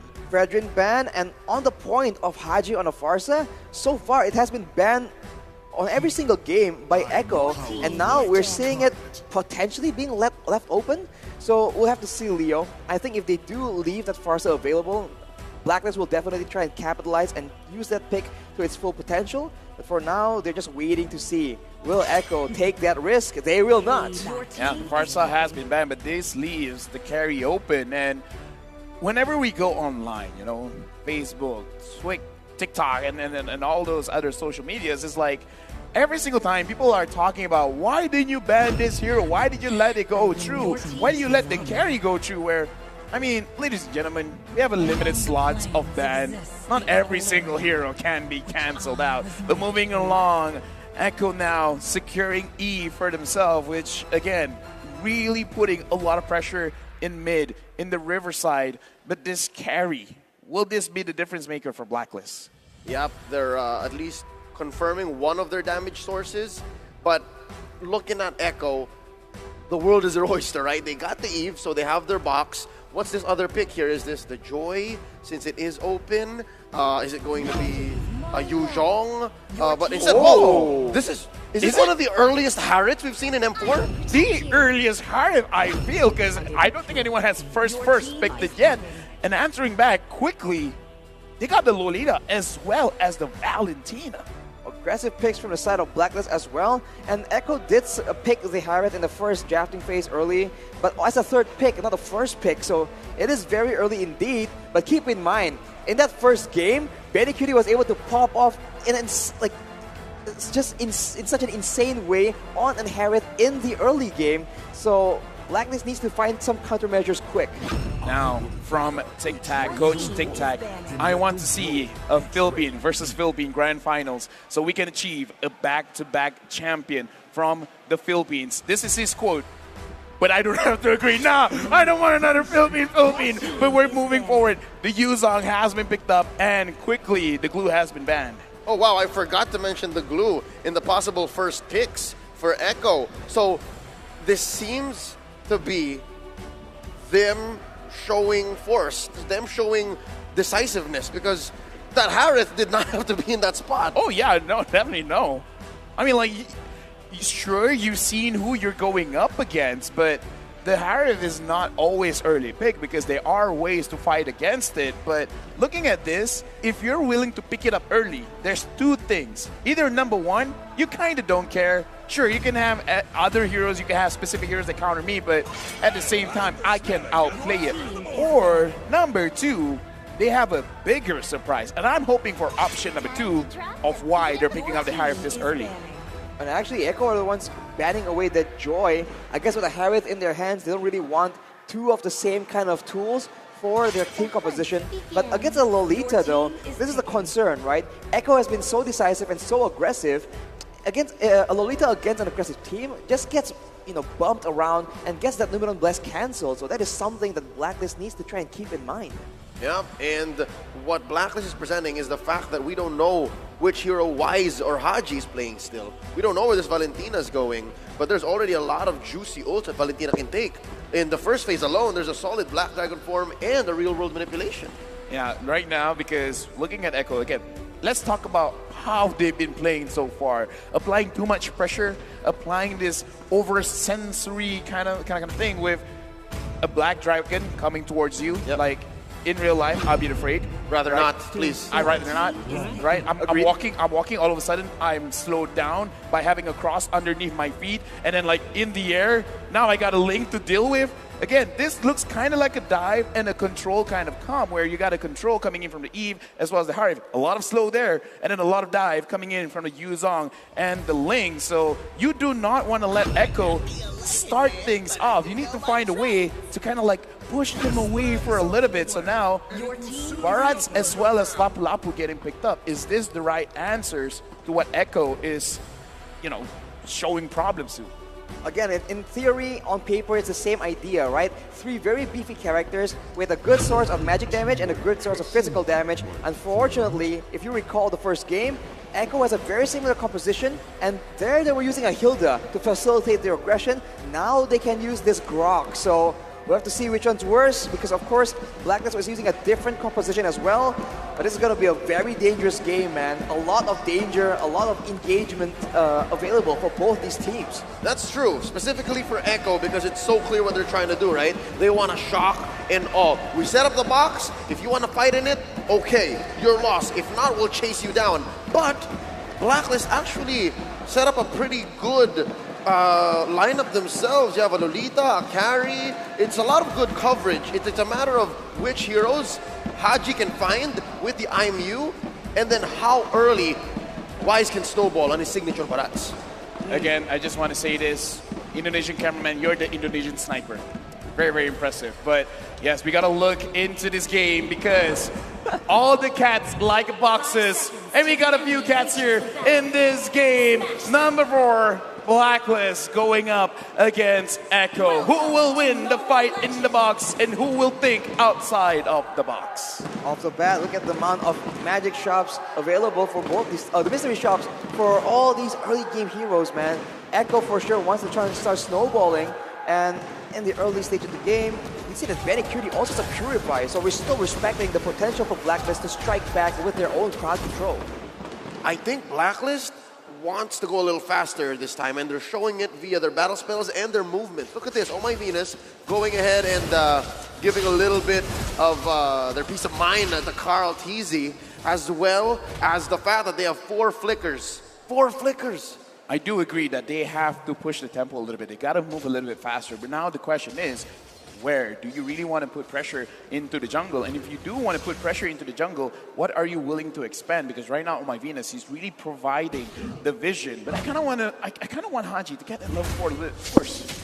Haji level 4 will definitely be a significant power spike, but the concern is with so many flickers on the side of BLACKLIST, they don't have a lot of purifies, and they are 2 absolutely solid engaged tools in the Black Dragon form with the Petrify Furious Dive, and of course with Yaoi, Flicker, Wild Charge. So once level 4 rolls around, Echo has a chance to just completely shock BLACKLIST International. Yep, but it looks like these 4v4s, 5v5s aren't going to happen quite yet, because at least before this first turn, we're about 15 seconds away. Gold Crab going over to Carl TZ here. Sanji spacing out Haji and Edward. Are we going to see a purple delay, or are they just going to make a beeline for this turtle? I kind of wish that BLACKLIST does put that pressure there. I just kind of feel like they want Wise to be a little bit more comfortable, get that 15 stacks, maybe off of this fight around the turtle, but in the mid, looks like Wise Dennis there. Welcome answered by a Tempest of Blades. Wise put down to about 1/4 of his health. Flicker spent by Yaoi. He's holding on to a Wild Charge. It's going to be for naught. Wow, he went with a flicker, but he didn't really get anything with that, so it's a bit of a mistake, but Edward goes in 1v4 right now. Bravest fighter answered by a real world manipulation. Newman on blast. No one home. Edward forced the flicker out. Echo with a clean take for that major objective. So many things happening at the same time, but still nothing significant just taken by either team. I mean, like, a lot of boxes were set up, but no one is really taking the bait. And with that being said, looking at the items right now, I'm already looking at Haji. It looks like he wants to be like a scaling kind of Valentina, going for the elegant gem. But right now, Sanji, no mana. It looks like Yaoi will be able to protect him. You know, I was thinking that maybe Sanji was going to go for a bit of a glowing one early on, considering the amount of high HP members BLACKLIST have on their roster.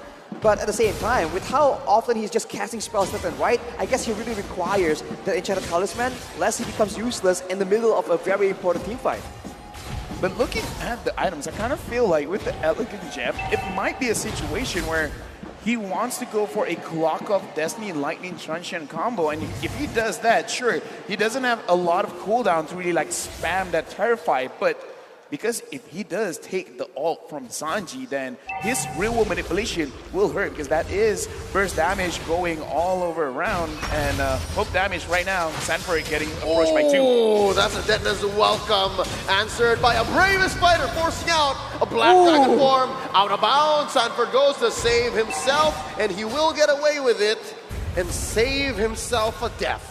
In a way, this is what makes Yuzong so much better than a glue, right? It's almost a guaranteed escape unless you get bursted down. So if you want to be oppressive, if you want to have to pull multiple members towards your lane, this Yuzong pick is just so flexible, and later in the team fights, it can be the deterrent they require to ensure that the carry cannot free hit with those very dangerous basic attacks. I like whoever designed these kind of heroes like the Yuzong, like the Farsa. Their idea is you can't die in the Land of Dawn if you're not in the Land of Dawn. But speaking of which, that's just logic. Here we go. Real world manipulation. The stolen one from Haji. He is you. I am you. Oh, that's Carl TZ caught out by the Numenon. Blast by Oh My Venus. Helping Wise secure not only first blood, but also the turtle. Clear win for Blacklist. Yeah, there's a preemptive flicker from Oh My Venus that just catches Carl TZ. What a play, and Blacklist now has some momentum, a 1.2k gold lead, and Echo are the ones now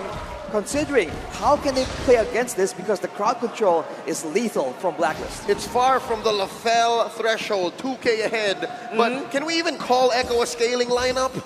okay, hold on. Looking at the draft, kinda, but not really, because they really start getting online by 2 items, so you're not really looking at the 2,000 threshold. You're just like, okay, you got 2 items, you guys feeling comfortable, let's go for it, because we gotta look back like what happened just now, where Oh My Venus has 2050 vision, and I'm talking about the year, not the eyesight. He saw moving forward, this is where Carl TZ is gonna be, so that's where I'm gonna flicker. So with that kind of movement, Blacklist now 1.4k ahead, but concealed play, will they actually go for it? They set up the box, real world manipulation answered with a wild charge. Oh My Venus in trouble, answers back, threatens the Numenon blast but falls regardless, and here comes Carl TZ taking down Oheb, 2 for 1. Benny Cutie suffers the trade, but Carl TZ will go ahead and whack away at this turret. Oheb going in all in to try and just go for a trade there. It was a valiant attempt, but unfortunately not quite enough. And now Echo are able to reduce the gold lead down to 1,000. And with Carl TZ just being so active around the map, he's a constant threat in the back of Blacklist International. Oh, Haji with the IMU real world manipulation, taking down the ult's owner. And now Wise gonna be very low here. Popped down by Carl TZ. Black Dragon form by Sanford, splitting up the Ube. Now it's on my Venus turn. Wild charge onto the Guardian's barrier. Sanford still in the half. Black Dragon form pushed away by Edward. Flicker in by Oheb, securing the kill for Blacklist. That is how scary Oheb is. But now Benny Cutie tries to fight. Zalman Force helping him dash on through, but Oheb gets more than a few pinwheels on him. Sanchi goes for the trade. It's 1 for 1 in mid. It's a back and forth slugfest, and Edward's still sticking around with no HP. What is going on? Oh My Venus. Void Crystal! Oh! At the most unfortunate moment, but ladies and gentlemen, we need to make sure our athletes get the best experience. Okay. Wow, Calm man. down. We need to calm down. This game. I'm calm, you calm down. Yeah, you calm down. Oh, my bad, all right. Okay, so speaking of calming down, they weren't calm when Oheb actually arrives, because we gotta see once Oheb comes, it's like, yo, let's everyone back up. Except Benny Cutie is like, nah, I'm going forward. And it's a lot of like trading going back and forth, where they're like, nah, I can outplay this. In that kind of sense, I kind of feel like, oh my goodness, he might be thinking, he's like, how can I outplay this? Trust me, I can outplay this. Yeah, famous last words. But famous last words. Came down to a trade. And again, if the margin is that small, I'm not sure like which shot caller wants that trade, right? Whether Oh My Venus or Yaoi are happy to make those sacrifices. I feel like the more we go into that mid-game, Echo will have a lot more potential. I mean, early on, we see that the Yuzong, right? He comes in, he was able to get the Petrified combo onto Haji, but he does not have enough damage. LaFell, keep your head in the game, man. Hold on. What is that? Kapanya bisa M4. It says M4 date, barang, so like M4 date with someone. Oh, she wants an M4 date with someone. But what I want is to go back into the game where it looks like Oh My Venus was taken down. There you go. See, I was wondering, like, was it worth it for the shot callers to force this out? Now, Carl TZ a little too late to the party. Gonna go on this wall with Sanford as only support. Whoa. Tempest of Blades up, plus a Retribution. But it's not enough. It's Wise who secures it. That is unfortunate, and I feel like Echo is just trying so hard to just make so many things happen, and Wise just takes the purple just under the nose of Carl Tizzy. Second time, Dua. Second time that he stole the purple. Dua Kali, and now look at this. They're freezing it up. They're already starting it. It's like, okay, that's what you want, and now they want Sanford, and they got it. It's a lot of damage, and despite how tanky Sanford is on the Dude song, this carry damage is insane. I thought he was still in the Black Dragon form earlier, but I guess it wasn't. The Luminous Blast just ends his fate there. So now Echo, despite having a snowballing lineup, they are the ones falling back behind, getting closer and closer to that Lofel threshold. Two things here. The Black Dragon form only really provides you so much extra HP, right? And second, the Orcas are getting the treatment that the King of Kings suffered in the hands of Blacklist just a few nights ago, right? They were doing the same thing, like, I will only take the big buff and leave the little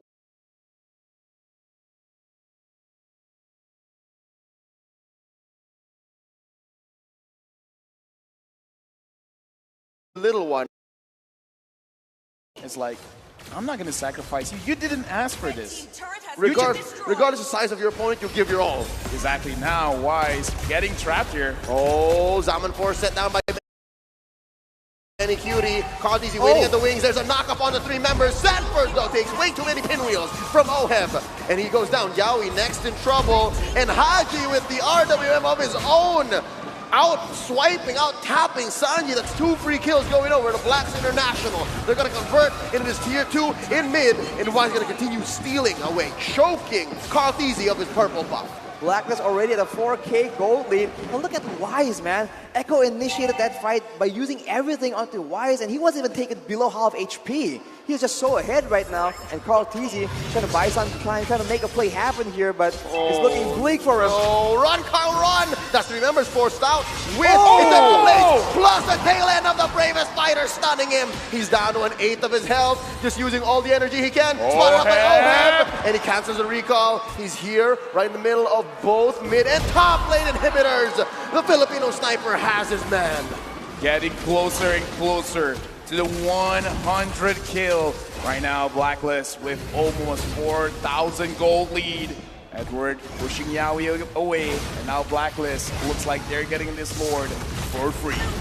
Echo might have to slow this down, even though they're supposed to be the aggressors. They need items right here. Because with a few select items, Sanford can still be a huge menace, can one-shot Oheb, unless of course Oheb has some precautions against that.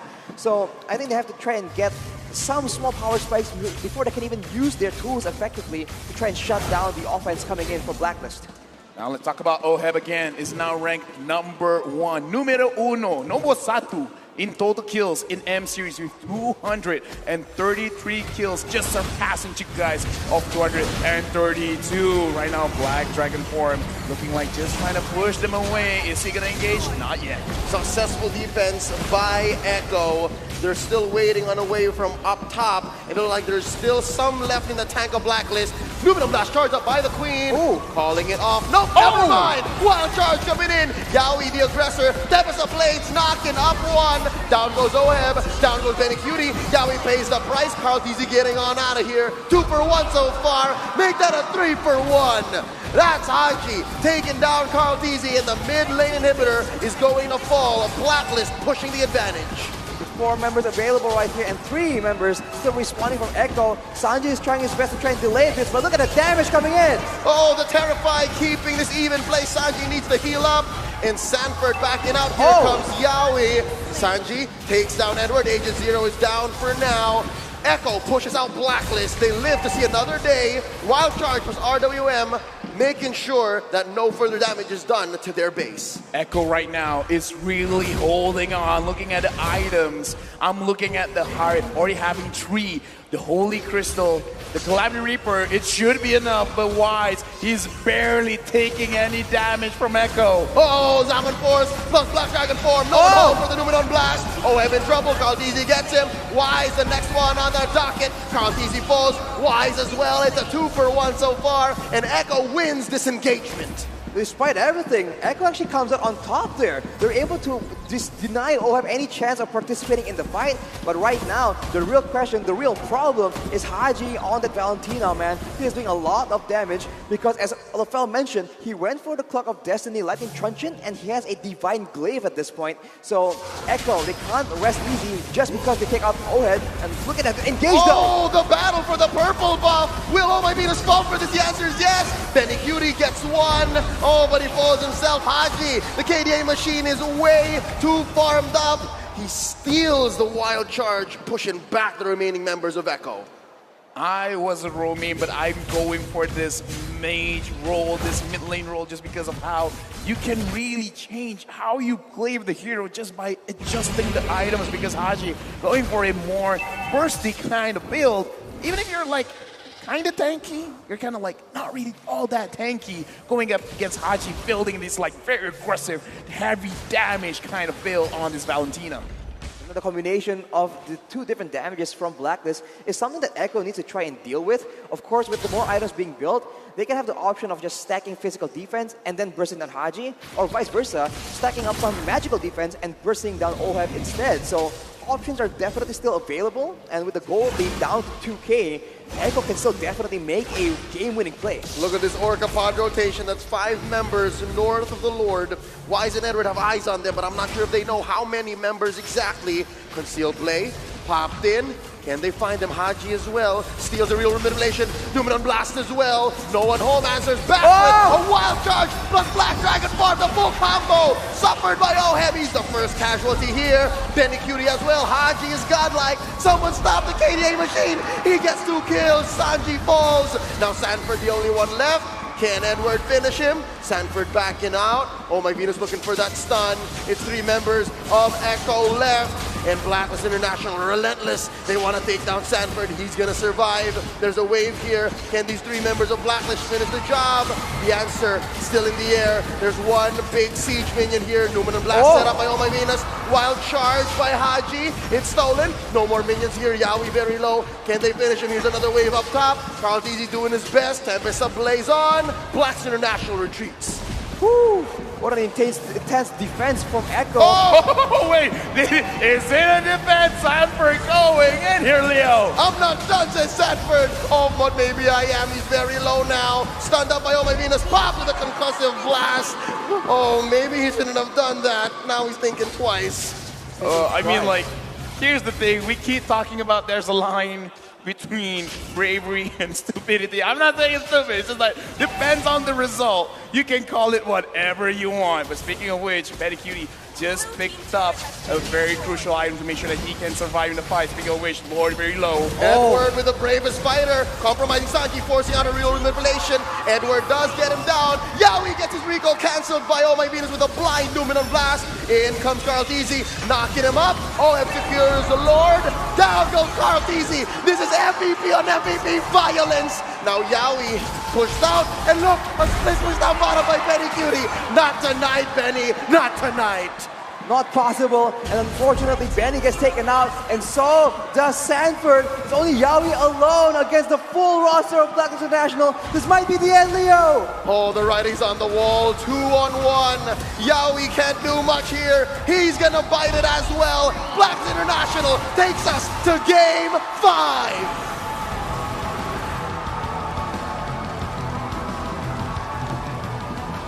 Absorbing the cheers from the agents, absorbing their energy. I mean, come on. Is there any other way this best of 5 could have gone? We have a full series on our hands, boys. It all comes down to the final game. Winner takes all between Echo and Blacklist International. And now the stakes are higher than ever. And both teams have had ample time to feel each other and try and see what they want to, how they want to do this in the final game. How exactly is gonna come down to this best of 1? And both teams have pulled out their aces. They've had their aces deal damage to each other, cause violence, get into a Royal Rumble. Carl Teasy and OHEB pulled out all the stops here in Game 4. And again, did we not see this coming? Did we not see this coming? Of course it had to come down to this. I mean, M-Series MVPs. Now it's game 5.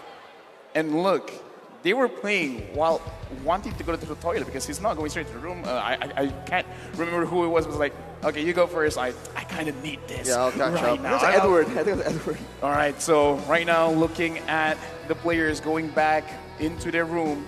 Got to stay hydrated. And again, it is a very intense match, but I kind of feel like for both teams, they're just like setting each pieces, and once all the pieces are in place, they just push through. Yeah, game 4, here was a story of the M-Series MVPs going to battle, right? You tried to give Carl TZ his old favorites, like the Ling, and then you give like a DPS marksman over to Oheb, and can't help but say, insert that meme where Ken Watanabe from the movie Godzilla 2014 says, let them fight. That's what happened. Okay. I mean, it is what happened indeed, man. Right now with the camera on us, okay? I just want to ask, for those of you who are not surprised we're going to game number 5, raise your hand. There you go. We came in, we understand, it's going to game number 5. And with that being said, we're going to go over to our analysts where they're going to tell us a little bit more about what really happened in the game just now. Yeah, like we have all our hands raised up. Thank you very much, Costas. That was a crazy match. I think I would like to quote LaFell here, right? Like, minions are a joke to them, and it felt a little bit personal, and they're just like, I'm just gonna keep fighting you and keep killing you. It was a slugfest all throughout the whole entire game. It was a war of attrition. I cannot deny that, but this is one of the few times we're seeing the Echo actually losing their cool towards the later stages of the game, and Blacklist maintained formation, and they regrouped really well. I gotta say, this is each team outsmarting each other in draft, Just when we see, okay, maybe are we expecting a Steez or Diggy game again? We have the Lolita, right? And Oh My Venus' biggest strength is shock call. When you put Oh My Venus on someone like Lolita, Oh My Venus is gonna find the best engage possible, right? Yeah, like there's a lot of times where you see Oh My Venus sets up really, really well, the Aluminum Blast. It felt like Venus has like the sixth sense to flicker to the right places at the faster time for some weird reason. It's like the Sharingan unactivated, like what Assassin Dave likes to say. But we're gonna take a look at the item builds very soon. Anything that stands out to you from Gideon? Well, personally for me, I think nothing really stands out too out of the ordinary. In terms of the item build, it's pretty standard all across the board. So let's talk about the draft in particular, because again, this is where we start to see tanks just struggling against carry once more. It's the same old story. However, this time I feel, Wise, he's not playing the Kaja anymore. He's going on to the Barats, which I always think is good relatively into an assassin like Ling, but it's just so effective. He sits right on top of it, and he lets the rest of his team, and especially Haji, who's super flexible with the way he uses his ultimates, making it tough. It's not even conditioning at this point. Exactly. There's this one time Yawi wild charges towards Haji. Haji takes his wild charge and wild charge away. That's like one of the many micro plays that we spotted out. We also saw how Blacklist International literally counteracted many cuties backdoor attempts that could have almost won Echo this particular series. I think everyone on Blacklist in the last game was a star. The shot call was pretty clear to defend the split push, and also don't give Ohab carry. I mean, this guy is an absolute monster when he plays carry. He saw the aggressive positioning, 1v3 on the top lane, and he gets a kill, he gets a trade. It was absolutely insane. And let's take a look at the team fight participation for both teams. Yeah, looking at the rich guy right here, Carl TZ, definitely. Ling just going around farming, but the carry though, it's not Ohab that did most of the damage. Actually, Haji, that's the one doing most of the damage. Sandbag Yawi absorbing as much damage as possible. There you go. But of course, the forgotten one, Oh My Venus. But just take a look at that damage dealt numbers. It's huge. It's really, really huge. And overall, Echo did start to struggle as soon as we see Oheb scale into his perfect form, as we like to call it, once he has that max items. And both Yawi and as well as Samford can't really just jump into the backline for free, especially when they have Carl TZ, which is expected to connect. But when it doesn't, especially when you have that winsome nature, there's just way too much to deal with, especially when you start thinking about Peel. And of course, I just have to mention it, Haji, once again. Another person that I would like to highlight from the side of Blacklist International as well, Edward. Because Edward just literally went in 1v5 at the 1v4 at the very first turtle fight. And also, he was doing like 1v3 at a blue buff, you know, at a Link's blue buff. It was absolutely insane. I saw Haji finally made his way over there, but he was in there with the ultimate, the bravest warrior, and it was just insane. I was like, how is this guy staying alive? Is staying tanky contagious? Indeed brave, but MVP goes to Haji. 809. Well deserved, 809 KDA. Items, I would say it's completely standard, but it's about the execution. And execution is something that you really cannot see in the stats. Absolutely, and I think, you know, that's why Haji was really devastating this game, because it felt like when, okay, you've already used the Numenon Blast, they've got nothing left, let's start unleashing hell upon them. Haji is like, nah, give me one of your ults and I will make the difference. And the situation always changes. It feels like Haji is playing extremely optimal in all these types of engagements. And you can take a look at Haji's item, right? Like he's being full damage build. And a cooldown reduction in conjunction with that. So this guy's gonna have the ultimate every time he wants to, and deal a lot of burst damage to the backline anytime he wants to as well. Yeah, I would like to take a look at the heat map as well, especially as Haji. In terms of the rotations in the early game, this is the first 5 minutes. If you notice, it's slightly towards the gold lane for a while, then after that goes visit down the XP lane. But if you notice, it's hovering mostly around the top side brush. Yeah, invading, playing aggressive. That's exactly why this is so awesome coming out from the entire side of BLACKLIST, right? They have the aggressive composition, and they took full advantage of that, led by Oh My Venus Lolita. Absolutely, and let's not forget that especially when he goes down to the EXP lane, there's so much influence coming in from Sanford when he has the Black Dragon form. So force it out of him. Put him down so low that he has to use the Black Dragon form to get back out and then go back to the objectives once again.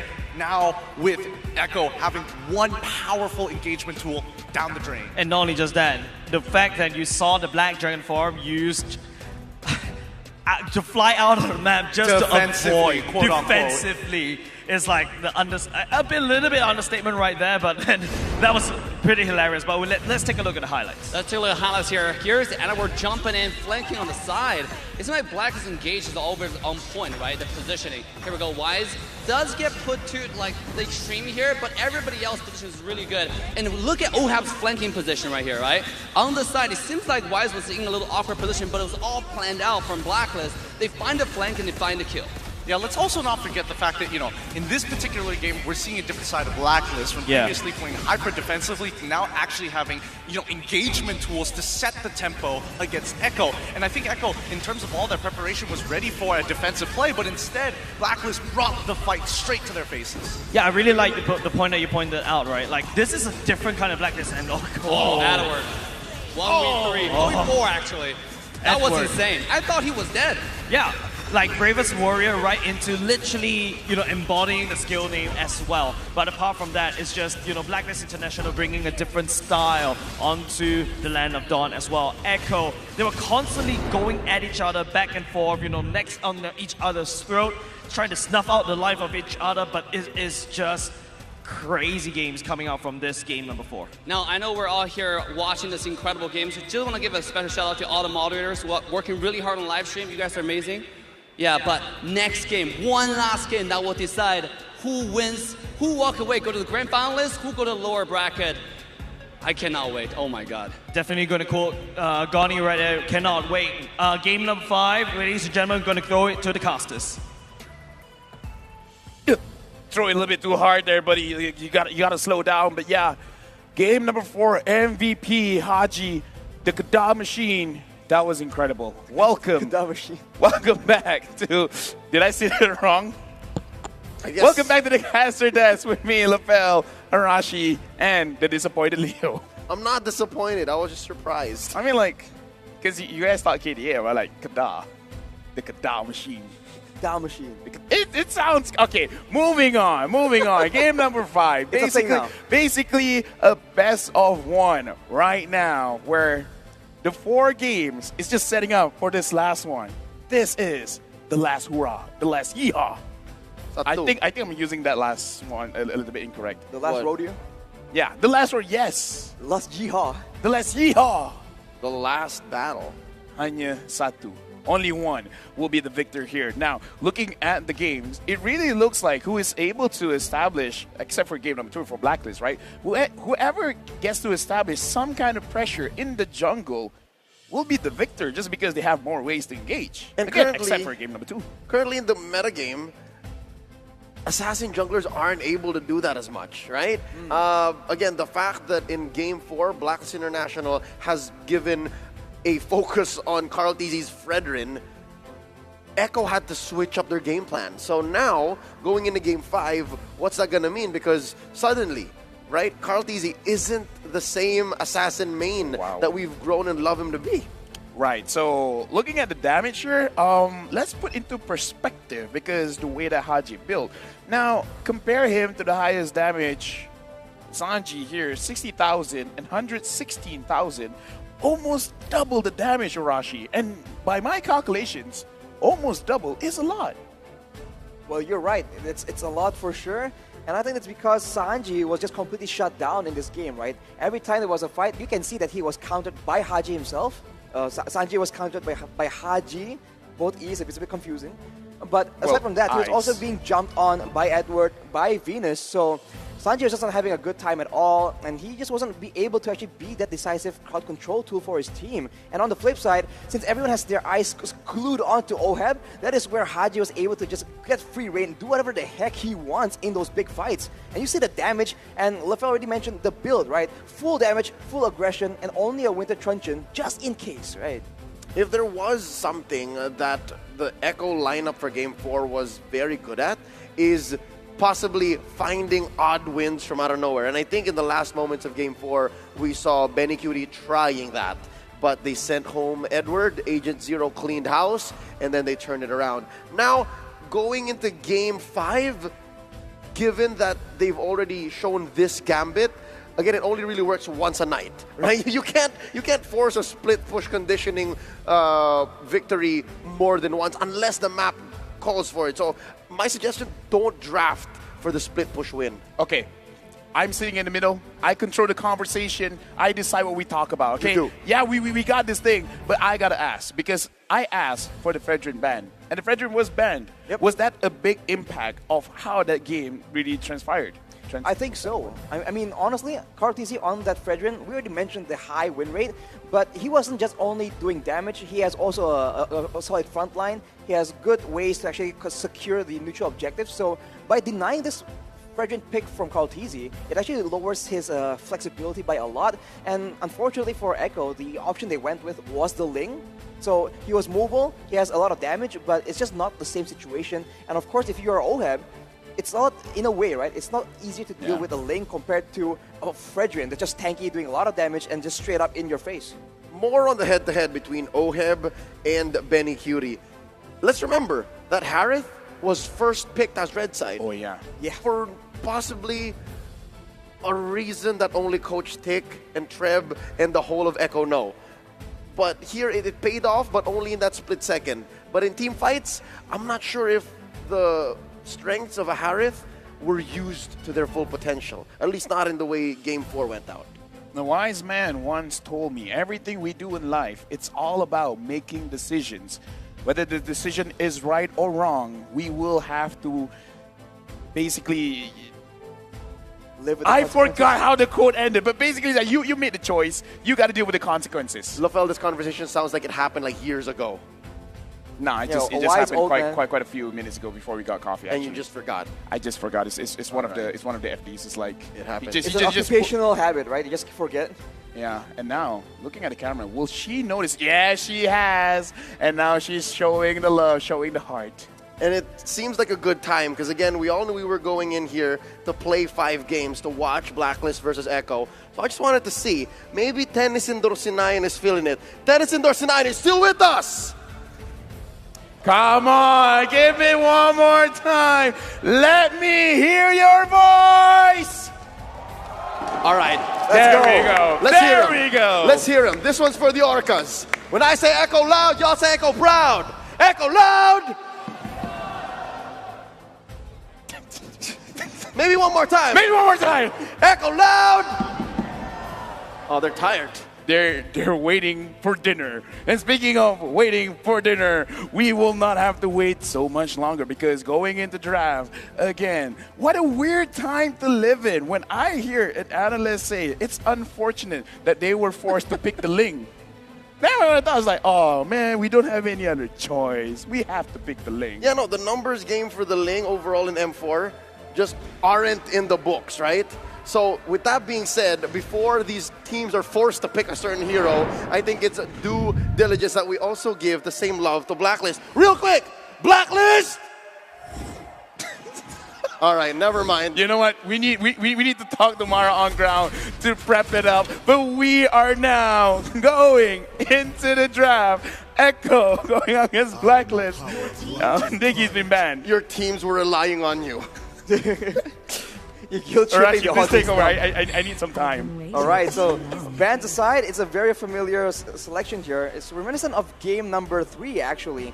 Kaja, Cho, as well as the 1-1, and you know the Benedetta, Farsa, and Diggy. But now you can see that for Echo, it's really going a step in the right direction. Part of the issue that why they can't really melt down Wise on that Barat in the previous game is that they were on a Harith, right? Not exactly a hyper carry like a carry. So now that they have it first picked, now it's the time for Blacklist to adjust and try and find solutions for that. But of course, the Lolita has been picked up along with the Joy.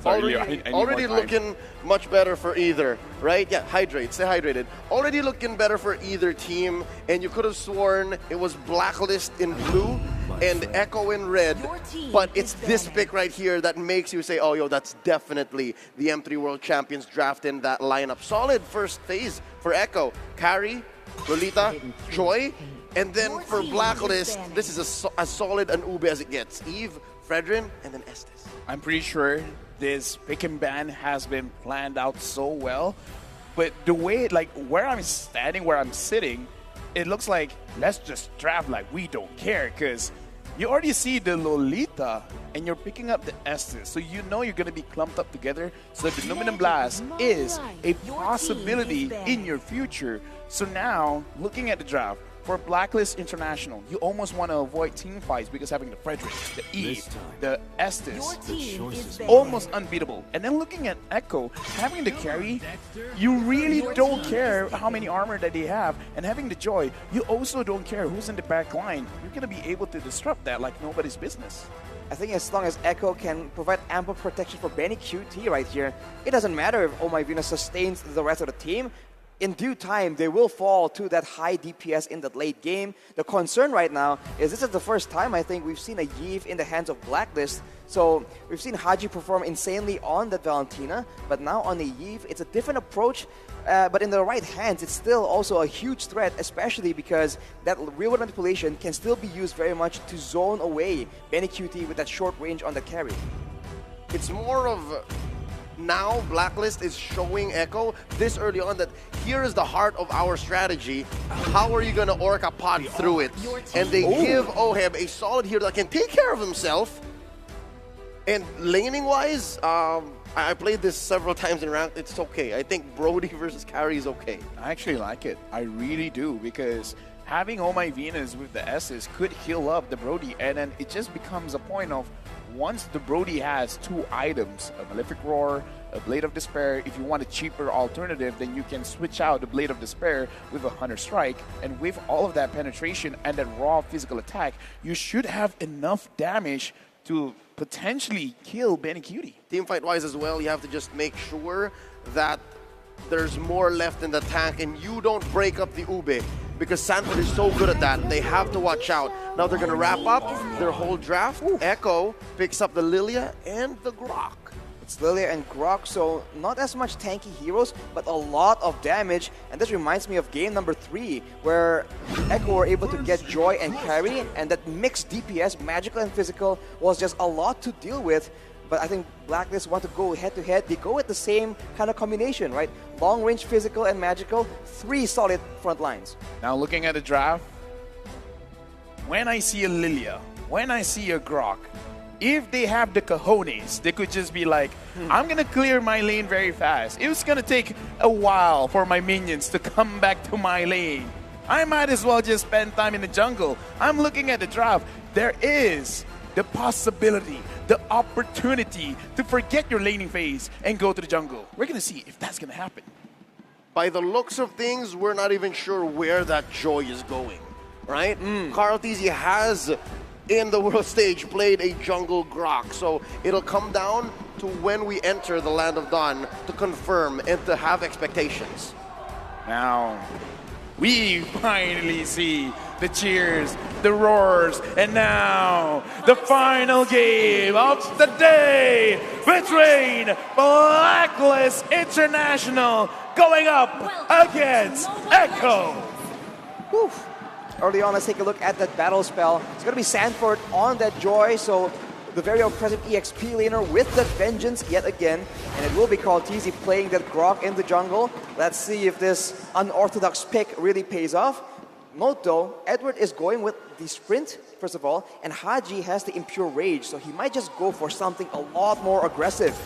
And there we go. Now we got to confirm it. Now we have to solidify Benny Cutie is the first player to reach 100 kills in M4. And now Sanji, HP very, very low. Will he die? Oh, he does. Haji draws first blood. And I'm not even sure where that purple buff went. But Sanford looking for more. Bumps into 4 members of Blacklist. A little too early, too soon for comfort. Blacklist now 500 gold ahead.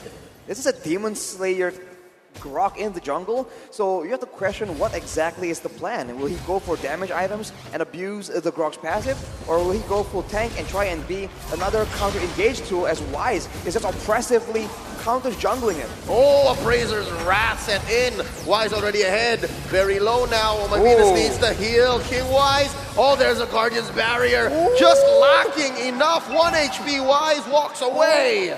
Grandma, look at that 1 HP all across the board. And yeah, you talked about it, Karl'Tezi here with the Grok. We're going to look at his itemization, but I kind of feel like the proper way is to build like maybe at least a BOD to have a lot of armor on yourself, and then possibly for the Eve, a Radiant armor, and then after that, you know what, you can do whatever you want, because now, the bottom side of the map, Oheb, as well as Benny Cutie, looks like they're not going to be too aggressive just yet. And speaking of aggressive, we can see that Benny Cutie is now respecting, understands the stakes right here, has it purified just in case, but fight breaks out. Oh, there's a setup. Numenor Blast on the 3, plus a wild charge. Karl'Tezi very low, doing the power of nature, and Wise still gets it. Oh, Echo's a little skittish, while Blacklist pushes them all out with a 4-man rotation. Blacklist owning the first 2 minutes. Unfortunate, but Karl'Tezi used his retribution a little bit early. Now looking at the items, looking at the Grok, just a Molten Essence to be sure that he can stay in the jungle, he can clear a little bit faster. But other than that, is there anything worth talking about here? I guess for both mid laners, they want to spam spells out, so they're building towards the Enchanted Talisman, which will be a big factor here, because later on, there's going to be a lot of long-distance fights, but you can see that Haji actually has a lot more gold compared to Sanji because of that roam early on that did not pay off. So that's a bit unfortunate, but Blacklist here will be the one controlling the tempo, as Echo is just waiting for an opportunity, I guess, to go for a big fight in the mid game, perhaps once the turtle spawns. Right now, looking at the emblem setup, so far, so good. Nothing too much to report. Sanford here, being wise. Sanford putting pressure onto Haji. That doesn't look like he could commit too much, but Haji now, 50% HP gone. Down here at bottom, Yaoi wants to engage, but none is found. Enough to push them away. Guardian's Barrier set up by Karl'Tezi. Benny Cutie laying down the pinwheels. Haji spots him. There's some CC from Wise. Oh my Venus slowing them down. Healing up Haji. Echo knows this is not a good spot to disengage. Blacklist starting the Ube down here in the gold lane. What's Echo to do? Another Guardian's Barrier from Karl'Tezi. Real world manipulation sent in by Haji. Wise confirms a kill onto Sanji. 2 and none so far, 2K ahead. Yaoi's in trouble. Void Crystal sent in. Oheb going in behind enemy lines. Yaoi gets taken down. Appraiser's Wrath sent in by Wise. Sanford trying to get something back here, dancing around these 3 members. Benny Cutie bites us as well. Edward finds his man. Sanford's in trouble. Oh, the humanity. Blacklist has dominated bottom lane and are now going to convert into turtle. Echo just funnel 1 by 1 right here, and Karl'Tezi now left alone trying to go against 4 people yet again. Oh, knocked up as well. Forces a wild charge on him. There's a grab by Edward. Can he deal enough damage? The answer gonna be yes. with the help of Haji. Numinum Blast from Yawi, setting Edward where he needs to be. Wise still on the turtle. Real world manipulation here by Haji. Swiping away, tapping, tapping, tapping. Gets his man, down goes Sanji. Sanford does shut down Haji though. Too late for that turtle shield, and Oh My Venus could not heal Haji. The KDA machine suffers its first death. Excuse me, Kada Machine. Right now, Oh My Venus 007, 100% kill participation. And it's very easy to do that when you're all clumped up together. 5-man, walk down, make sure we're gonna stay here and we're not gonna go home empty-handed. Looking at the items now, Oheb already having that Blade of Despair. That's a lot of damage. It's big damn, like Naisu likes to say. But Haji has rushed the Ice Queen's wand because he has a bit more mana regeneration from the Impure Wrath emblem. So this is why he went for it. It's a more aggressive choice that allows you to have a lot more crowd control, a lot more damage early on in the game. And you can see that it's paying off. And now Wise is just pushing the advantage again. 3.5k ahead in 5 minutes, that's not easy to achieve, and he's got 4 members on top of him, plus a Numinum Blast, cancelled by Yawi, Appraiser's Wrath, they oblige, flickering on forward, Oheb finds one, but Yawi puts up the bulwark at the right time. Oheb in trouble, Oh My Venus heals him up, Carl DD looking for one, Sanji finishes the job. The ult from the Estes, Oh My Venus, not enough to keep the Filipino sniper alive. Can they punish Carl Deasy? Put the Guardian's barrier, Sanji dropping the shadow energies. Carl Deasy's gonna fall. Wise takes him down. Edward dancing around Sanford. A lot of damage put on this mid lane tier 1 throughout that skirmish. Unfortunately for Blacklist though, throughout all this chaotic chain of events, Benny Cutie has not been able to secure a single kill as Sanford once again goes in aggressive. Oh, they're not done underneath. Tier 1 in mid. Sanford is threatened with a split. Can Edward get him? Agent Zero wants his man. Sanford a little too fast.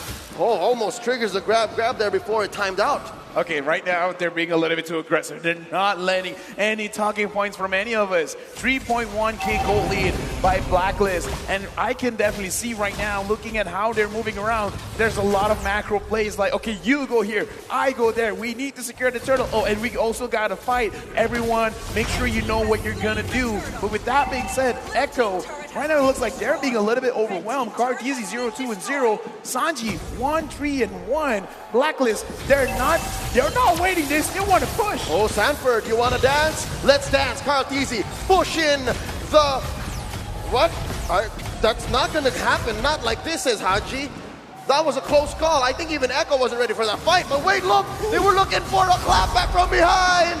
Benny Cutie shuts down King Wise on My Venus as well, stunned by the Numinum Blast. And here's the punish. Pops the ult, gets the heal, but Benny Cutie still gets the kill. Carl Deasy survives with 1 HP. OM gets a trade. 1 for 2. A little bit of breathing room for Echo, but it's not done. Sanford pops the Vengeance. A little too much damage there. Edward gets the kill. Yawi needs to run here. He can't stay for too long.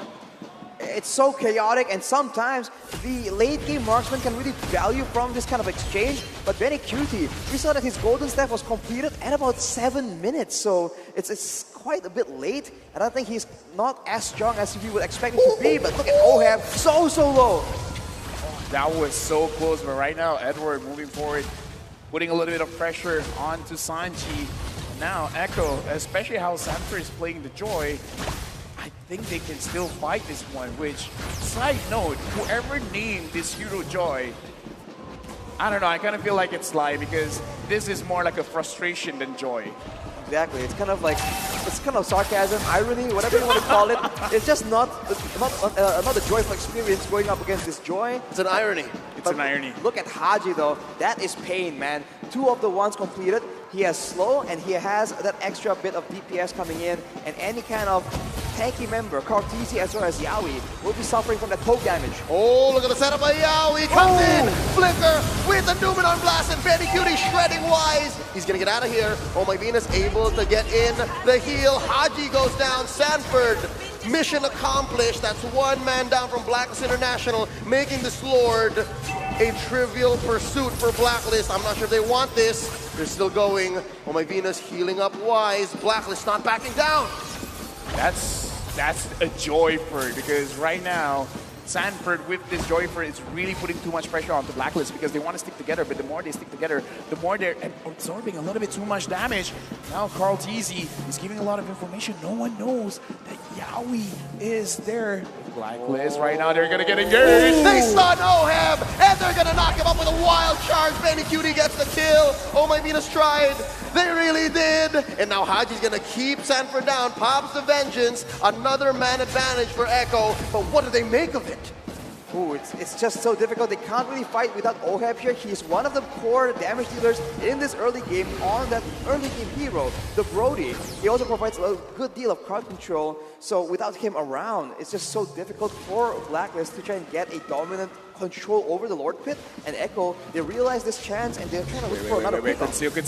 They get the stun on the Edward. They collapse on him, forcing a split. Guardian's Barrier put up by Carl Teasy. This whole time wise, start of the Lord with the pull. It gets reset.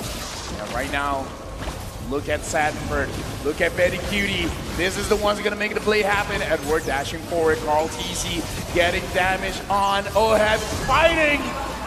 Torn apart memory, Pop and Carl Teasy, and that gives Blacklist a clear go signal. Yaoi with the Numenor Blast, only stunning Agent Zero. Oh my Venus with the ult, healing them up. Haji putting up a barrier. You are not going through the real world manipulation. We will take Lord. All this while, Oheb pushed mid. Blacklist wastes no time at all, getting the Lord, getting turrets in the same breath as well. The top side though, that's a huge wave that will take a turret down for Echo. So a silver lining for the Orcas, but they need to find a way to fight in a more reliable fashion. Is it just me, or is Echo always setting up for a split push win? I don't know, man, because right now, Blacklist, it looks like they got to have their cake and eat it too. If Echo is really setting up for this potential split, they gotta make sure that 3 or 4 members can hang on to the entire team of Blacklist that is coming down bottom. Looking like they're putting pressure. Oh, Yaoi's in front. Real revelation set in by Haji, and there's a split already by Edward breaking them up. Yaoi gets pulled in. Lord still swinging away. There's a wild charge, plus a Numenor Blast, but Yaoi already bites in. Appraiser's Wrath. Set Carl Teasy down low enough for Oheb to finish him off. That's 3v5. Blacks International slowly but surely marching through this bottom lane inhibitor. Ladies and gentlemen, this is not looking good for Echo. 2 members down, they can see they're gonna try and defend their mid-base turret, but Blacklist, they're moving so quick and they might still keep going. Oh no, there's not enough AoE here. Another torn apart memory. Haji pops a real world manipulation. Down goes Sanford. Sanji's gonna fight it as well. Haji takes him down, and Blacks International is the first Filipino team to confirm a grand finals spot. Right now, looking in the room, looking inside the stage. This, again, the more we look at it, the more possibility, like, there is a chance back-to-back champions. That will be a chance for Blacklist International to make history if it all plays out like you mentioned, Mafel. But man, it was a tough fight against Echo right here, but they come out on top through all the struggles, through all the adaptations, all the confusion. They eventually still reign supreme on the top in the first part of the Grand Finals. As the line from MPL Philippines Season 8 rap battle goes, most dominant team in the game, watch this. They are so close to, again, breaking even their own records. First team to win an M Series championship coming back to the next year's World Championship. Now, they might even go back to back. Yeah, and again, Wise is encouraging the crowd. It's like, yeah, come on, cheer for us. The dream is about to not be a dream, about to be reality. Because again, Blacklist now secure first slot in the Grand Finals. Like, imagine having a situation, the worst that can happen is number 2. Was this a reverse sweep of Blacklist as well? It was a back and forth. Echo took game 1, Blacklist took game 2. Echo game 3, Blacklist game 4. It's kind of like a tic-tac-toe, but a weird tic-tac-toe. That's Echo's Not really coach, yeah. but yeah. That's the reference.